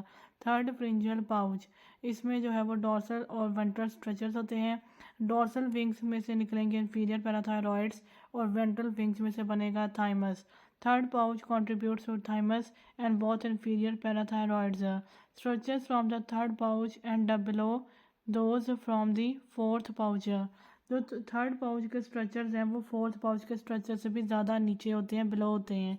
तो फोर्थ पाउच के स्ट्रक्चर्स क्या होते हैं? डॉर्सल विंग्स में सुपीरियर पैराथायरॉइड्स हैं और वेंट्रल विंग्स से अल्टीमोफेरेंजियल बॉडी है। ये जो अल्टीमोफेरेंजियल बॉडी है इसने parafollicular C cells of thyroid बनाने हैं। तो fourth pharyngeal pouch forms of parafollicular cells. तो एक तो इनमें सुपीरियर पैराथायरॉइड्स हैं और एक इसमें अल्टीमोफ्रेंजियल बॉडी है जिसने parafollicular C cells of thyroid बनाने होते हैं। और फोर्थ फ्रिंजियल पाउच के स्ट्रक्चर्स थर्ड फ्रिंजियल पाउच के स्ट्रक्चर से ज़्यादा अपर लोकेटेड होते हैं। इसके बाद हम देखते हैं the orofacial clefts. Cleft lip and the cleft palate have distinct multifactorial etiologies but they often occur together. इनकी जो etiologies हैं वो distinct होती हैं, ठीक है, multifactorial होती हैं, लेकिन ये अक्सर एक दूसरे के साथ साथ ही हो रहे होते हैं। सबसे पहले हम देखते हैं cleft। तब हम देखते हैं दी ओरोफेशियल क्लेफ्ट्स। तो इसमें एक आता है cleft lip and the cleft palate। तो सबसे पहले इसमें है the cleft lip। Cleft lip is due to the failure of the fusion of the intermaxillary segment with the maxillary process. तो यहाँ पे सबसे पहले हमें डायग्राम देखनी पड़ेगी। तो सबसे ऊपर जो है वो है फ्रंटो नेजल प्रोसेस। उसके बाद आता है मीडियल नेजल प्रोसेस जो हमारे नोज़ के मीडियल ही है। और फिर एक आते हैं लैटरल नेजल प्रोसेस जो हमारे नोज़ के लैटरल ही है। उसके बाद इंटरमैक्सरी सेगमेंट जो है वो नोज़ के नीचे है जहाँ पे फिल्ट्रम होता है। और उसके बाद इसने जो है वो रूफ ऑफ माउथ यानी फर्स्ट पैलेट के साथ लगना होता है। फिर उसके बाद नेजल सेप्टम है और नेजल सेप्टम के साइड्स पर जो है वो पैलाटीन शेल्फ्स हैं। सेकंड पैलेट, सेकेंडरी पैलेट, ठीक है, पैलाटीन शेल्फ्स उसके साइड पर है, दरमियान में नेजल सेप्टम है और पैलाटीन शेल्फ्स के कॉर्नर्स में उवला है। और सबसे लार्ज स्ट्रक्चर जो यहाँ पे ग्रीन कलर का शो किया हुआ है वो है मैक्सिलरी प्रोसेस। तो यहाँ पे उन्होंने बताया है कि ये जो क्लेफ्ट लिप है इसमें जो मसला है वो फ्यूजन में आता है, फेलियर ऑफ फ्यूजन में। तो failure of fusion of the intermaxillary segment, यहाँ पे हम देखते हैं कि इंटरमैक्सरी सेगमेंट जो है वो मैक्सरी प्रोसेस यानी ये ग्रीन कलर के स्ट्रक्चर से फ्यूज़ नहीं हो सकेगा। तो इसमें जो है वो मर्ज्ड मीडियल नेजल प्रोसेसेस होंगी। जो मीडियल नेजल प्रोसेस है वो इसमें मर्ज्ड होगी, ठीक है, with maxillary process formation of first palate, primary palate. तो प्राइमरी पैलेट जो है वो क्लेफ्ट लिप की वजह से बनेगा जिसमें इंटरमैक्सरी सेगमेंट जो है वो मैक्सरी प्रोसेस के साथ फ्यूज़ नहीं हो रहा होगा। उसके बाद हम देखते हैं cleft palate. Cleft palate is due to the failure of fusion of two lateral palatine shelves. अब यहाँ पे हमने देखा कि टू लेटरल पैलेटिन शेल्फ्स हैं और उनका अगर फेलियर ना हो रहा हो, ठीक है, टू लेटरल पैलेटिन शेल्फ्स और failure of fusion of lateral palatine shelf with the nasal septum, या तो ये पैलेटिन शेल्फ्स आपस में फ्यूज़ ना हो रहे हों इस वजह से, या फिर कोई लेटरल पैलेटिन शेल्फ जो है वो नेजल सेप्टम के साथ फ्यूज़ ना हो रहा हो, ठीक है, या फिर ये लेटरल पैलेटिन शेल्फ किसी प्राइमरी पैलेट के साथ फ्यूज़ ना हो रहा हो, ठीक है। इन सारी वजूहात की वजह से क्लेफ्ट पैलेट होता है। इसमें फॉर्मेशन ऑफ सेकेंडरी पैलेट है। इसके बाद देखते हैं जेनिटल एम्ब्रियोलॉजी। तो इससे पहले देखते हैं कि क्लेफ्ट लिप में जो था वो प्राइमरी पैलेट बन रहा था और क्लेफ्ट पैलेट में सेकेंडरी पैलेट बनता है। तो प्राइमरी पैलेट में जो है वो इंटरमैक्सरी सेगमेंट की फ्यूजन नहीं हो रही विद द मैक्सरी प्रोसेस और मीडियन नेजल प्रोसेस इसमें मर्ज्ड है। और क्लेफ्ट पैलेट जो कि हमें सेकेंडरी पैलेट की फॉर्मेशन करवा रहा होता है उसमें ये होता है कि टू लेटरल पैलेटिन शेल्फ्स जो हैं वो फ्यूज़ नहीं हो रहे होते, या कोई लेटरल पैलेटिन शेल्फ उनमें से मतलब एक जो है वो नेजल सेप्टम के साथ या फिर प्राइमरी पैलेट के साथ फ्यूज़ नहीं हो रहा होता, तो इसकी वजह से सेकेंडरी पैलेट की फॉर्मेशन हो रही होती है। इसके बाद आती है जेनिटल एम्ब्रियोलॉजी। तो सबसे पहले है फीमेल। तो इनकी default development, mesonephric duct degenerates and the paramesonephric duct develops. तो इसमें ये होता है कि जो मीजोनेफ्रिक डक्ट है उसने डीजनरेट हो जाना है और पैरा मीजोनेफ्रिक डक्ट ने यहाँ पे डेवलपमेंट करवानी है।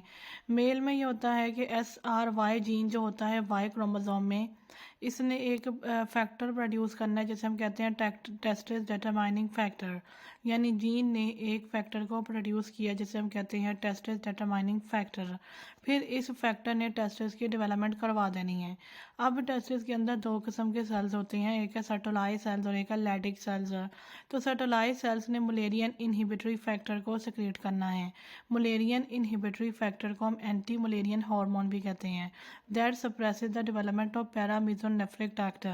इसने पैरामीजोनेफ्रिक डक्ट की डेवलपमेंट को रोक देना है, जो कि असल में फीमेल का डक्ट होता है। लैडिक सेल्स सिक्रीट एंड्रोजेंस, और लैडिक सेल्स ने एंड्रोजेंस की सिक्रीजन करवा देनी है, that stimulate the development of mesonephric duct, जिसने फिर मीजोनेफ्रिक डक्ट की डेवलपमेंट करवानी है जो मेल का डक्ट होता है। तो अब हम यहाँ पे देखते हैं पैरामीजोनेफ्रिक यानी मुलेरियन डक्ट जो कि फीमेल डक्ट है। It develops into the female internal structures. इसने फीमेल के स्ट्रक्चर्स बनाने हैं क्योंकि ये फीमेल डक्ट है, इसको मुलेरियन डक्ट भी कहते हैं। Fallopian tubes, uterus, proximal vagina, distal vagina from urogenital sinus. इसने प्रॉक्सिमल वजाइना बना देनी है, लेकिन डिस्टल वजाइना जो है वो यूरोजेनिटल साइनस से बनती है। मेल रेमनेंट जिसमें आएगा वो है appendix testis. Testis appendix testis जो है वो इसका मेल रेमनेंट है। अब एक सिंड्रोम को डिस्कस कर लेते हैं। इसको हम कहते हैं मुलेरियन एजेनेसिस। इसका दूसरा नाम है Mayer Rokitansky Kuster Hauser syndrome. Primary amenorrhea इसमें हो जाता है, यानी कि इसमें कभी भी मेंस्ट्रुएशन स्टार्ट ही नहीं हुई होती। With absent uterus, blind vaginal pouch, normal female external genitalia and sectionally sexual characteristics, functional ovaries. अब इसमें ये होता है कि इसमें जो एक्सटर्नल जेनिटालिया है वह भी नॉर्मल है, सेक्शनली सेक्सुअल कैरेक्टरिस्टिक्स की डेवलपमेंट भी नॉर्मली हो रही है, लेकिन जब हम अल्ट्रासाउंड करवाएंगे तो हमें पता चलेगा कि उसमें एब्सेंट यूट्रस है, यूट्रस है ही नहीं, और उसमें वजाइनल पाउच भी ब्लाइंड है। और हम ज़्यादातर अल्ट्रासाउंड तब करवाते हैं जब प्राइमरी एमेनोरिया यानी जब मेंस्ट्रुएशन स्टार्ट ही ना हो रही हो। Associated with the urinary tract anomalies, इसमें यूरिनरी ट्रैक्ट एनोमैलीज भी हो सकती हैं जैसे रीनल एजेनेसिस, तो ये किडनीज के प्रॉब्लम्स के साथ भी एसोसिएटेड है। इसके बाद हमने देखा कि मीजोनेफ्रिक यानी वॉल्फियन डक्ट, ये मेल डक्ट होता है, इसको वॉल्फियन डक्ट भी कहते हैं। It develops into the mail internal structures. इसने मेल के सारे स्ट्रक्चर्स बनाने होते हैं एक्सेप्ट प्रोस्टेट। प्रोस्टेट यहाँ से नहीं बनता। इसने सेमिनल वेसिकल्स, एपिडेडमिस और एजैकुलेटरी डक्ट और डक्टस डिफरेंस सीड के नाम से हम याद रख सकते हैं, SEED। फीमेल रेमनेट इसमें होता है गार्टनर डक्ट, और फीमेल्स में था अपेंडिक्स टेस्टिस, यहाँ पे होता है गार्टनर डक्ट। तो अब सबसे पहले इस डायग्राम को देखते हैं। सबसे पहले हमने देखा यहाँ पे येलो कलर का जो है वो इंडिफरेंट गोनाड है, यानी इंडिफरेंट का मतलब है कि ना ये फीमेल का है ना ये मेल है। तो सबसे पहले इसके बिल्कुल साथ हमने देखा कि मीजोनेफ्रोज हैं। मीजोनेफ्रोज जो है वो मीजोनेफ्रिक डक्ट के जरिए यूरोजेनिटल साइनस पे एंड हो रहे हैं, और उसके बाद जो आउटर डक्ट्स हैं वो है पैरामीजोनेफ्रिक डक्ट। तो ये जो हैं ये भी यूरोजेनिटल साइनस पे एक्ट हो रहे हैं, एंड हो रहे हैं। इसके अलावा एक पर्पल कलर का लाइट पर्पल सा भी यहाँ पे डक्ट है नज़र आ रहा है, उसे हम कहते हैं गुबर्नाकुलम। तो ये है एक न्यूट्रलाइज्ड स्ट्रक्चर्स। उसके बाद हमने देखा कि यहाँ पे टेस्टिस डिटरमाइनिंग फैक्टर ने एक्ट कर दिया, कुछ एंड्रोजेंस ने एक्ट कर दिया, कुछ मलेरियन इनहिबिटरी फैक्टर ने एक्ट कर दिया। तो फिर इसकी कन्वर्जन हो जाएगी, जो गोनाड था वो टेस्टिस बन जाएगा, टेस्टिस के बिल्कुल साथ वाला स्ट्रक्चर एपिडेडमिस बन जाएगा, और वो जो डक्ट है वो वास्ट डिफरेंस बन जाएगा। ठीक है, डक्ट जो था वो वास्ट डिफरेंस बन जाएगा, जबकि जो पैरामीजोनेफ्रिक डक्ट है उसकी डिजेनरेशन हो जाएगी। और अगर कोई एंड्रोजेंस नहीं मिलते, कोई MIF नहीं लग रहा, कोई टेस्टिस डिटरमाइनिंग फैक्टर ने एक्ट नहीं किया, कोई इस तरह का एंड्रोजेंस ना आए, तो वो जो इनडिफरेंट गोनाड था वो ओवरी बन जाएगा, और जो डक्ट है वो ओवी डक्ट बन जाएगा, और इसमें जो है वो यूट्रस और वजाइना भी बन जाएंगे। और जो मीजोनेफ्रिक डक्ट था उसने डिजनरेट हो जाना है, और इसमें जो यूरेटर्स वगैरह वो जैसे थे वैसे ही रहेंगे। तो इस तरीके से जो है वो एक इनडिफरेंट गोनाड जो है वो टेस्टिस डिटरमाइनिंग फैक्टर और एंड्रोजेंस और MIF की वजह से मेल का रिप्रोडक्टिव सिस्टम बनाता है, जबकि अगर ये सारी चीज़ें ना लगें तो फीमेल रिप्रोडक्टिव सिस्टम ऑटोमेटिकली बन जाता है। इसके बाद हम देखते हैं द सेक्सुअल डिफरेंशिएशन। तो अब हम करते हैं सेक्सुअल डिफरेंशिएशन। तो सबसे पहले इसमें देखा कि अनडिफरेंशिएटेड गोनाड से, तो इसमें यह हुआ कि एक XY जीन आ गई। तो SY जीन ने हमें बताया कि Y क्रोमोसोम के ऊपर SRY एक क्रोमोसोम होता है, जिसकी वजह से टेस्टिस फैक्टर बनता है। Testis developmental factor. तो यहाँ पे अनडिफरेंशिएटेड गोनाड्स पे जब X5 ने एक्ट किया तो टेस्टिस बन गया। फिर टेस्टिस के अंदर 2 टाइप्स ऑफ सेल्स होते हैं, एक लेडिक सेल्स और एक सर्टोलाई सेल्स। तो लेडिक सेल्स ने जो है वो टेस्टोस्टेरोन को सेक्रेट कर देना है। फिर टेस्टोस्टेरोन जो है वो 5 अल्फा रिडक्टेज की वजह से डाईहाइड्रो टेस्टोस्टेरोन में कन्वर्ट हो जाएगा। तो ये जो डाईहाइड्रो टेस्टोस्टेरोन है इसने आगे एक्सटर्नल मेन जेनिटालिया को बनाना होता है, उसमें पेनिस, स्क्रोटम और प्रोस्टेट है। और अगर ये 5 अल्फा रिडक्टेज की मदद से डाईहाइड्रो टेस्टोस्टेरोन में कन्वर्ट ना हो और डायरेक्टली अफेक्ट कर दे तो फिर ये इसका जो डायरेक्ट अफेक्ट है वो इंटरनल मेन जेनिटेलिया में है। उसमें seminal vesicles, epididymis, ejaculatory duct और डक्टस डिफरेंस यानी सीट के नाम से हम याद रख सकते हैं। लेकिन जो मीजोनेफ्रिक डक्ट है जिसे हम वॉल्फियन डक्ट भी कहते हैं, इसने भी डायरेक्टली इंटरनल मेल जेनिटेलिया को बनाना है। इसे हम कहते हैं प्राइमरी सेक्सुअल कैरेक्टरिस्टिक्स। लेकिन टेस्टोस्टेरोन ने सेकेंडरी सेक्सुअल कैरेक्टरिस्टिक्स भी बनानी होती हैं, जैसे प्यूबिक और axillary and facial hair, increase penis size and length and growth support etcetera. तो उसके बाद हमने देखा कि अनडिफरेंशिएटेड गोनाड से उस पर एक्स ने एक्ट किया, यानी कि कोई SRY जीन नहीं थी, तो फिर उन्होंने ओवरीज बना देनी है। ओवरीज ने आगे फिर एस्ट्रोजन और टेस्टोस्टेरोन सेक्रेट करना होता है। तो एस्ट्रोजन ने जो है वो एक्सटर्नल फीमेल जेनिटेलिया बनाना है, उसमें क्लिटोरिस, लेबिया और डिस्टल वजाइना है। और इसके अलावा एस्ट्रोजन ने ब्रेस्ट डेवलपमेंट भी करवानी होती है। तो उसके बाद हमने देखा कि टेस्टोस्टेरोन ने pubic and axillary hair growth करवानी होती है। ठीक है, तो यहाँ पे जो पैरामीजोनेफ्रिक डक्ट है, जो फीमेल डक्ट है, इसने इंटरनल फीमेल जेनिटेलिया को बनाना है। तो इन दोनों में फ़र्क ये है कि टेस्टोस्टेरोन जो है वो दोनों ही इंटरनल और एक्सटर्नल मेल जेनिटेलिया को बना रहा है, लेकिन एक्सटर्नल के लिए वो पहले DHT में कन्वर्ट हो रहा है। लेकिन फीमेल्स के अंदर जो एस्ट्रोजन है उसने एक्सटर्नल फीमेल जेनिटेलिया को बना देना है, लेकिन इंटरनल फीमेल जेनिटेलिया ने पैरामीजोनेफ्रिक डक्ट से बनना है। अब यहाँ पे पैरामीजोनेफ्रिक डक्ट को जो रोकता है वो सर्टोलाइज सेल से सेक्रेट होने वाला जो है वो मलेरियन इनहिबिटिंग फैक्टर है। तो ये फैक्टर जो है ये पैरामीजोनेफ्रिक डक्ट को मेल्स के अंदर जो है वो बनने से रोक रहा होता है। तो अब हम देखते हैं the absence of Sertoli cells, the lack of Mullerian inhibitory factor. अगर सर्टोलाइज सेल्स की एब्सेंस हो जाए तो मलेरियन इनहिबिटिंग फैक्टर की भी डेफिशिएंसी हो जाएगी, जिसकी वजह से पैरामीजोनेफ्रिक डक्ट जो है वो बनता चला जाएगा। Develop both male and female internal genitalia.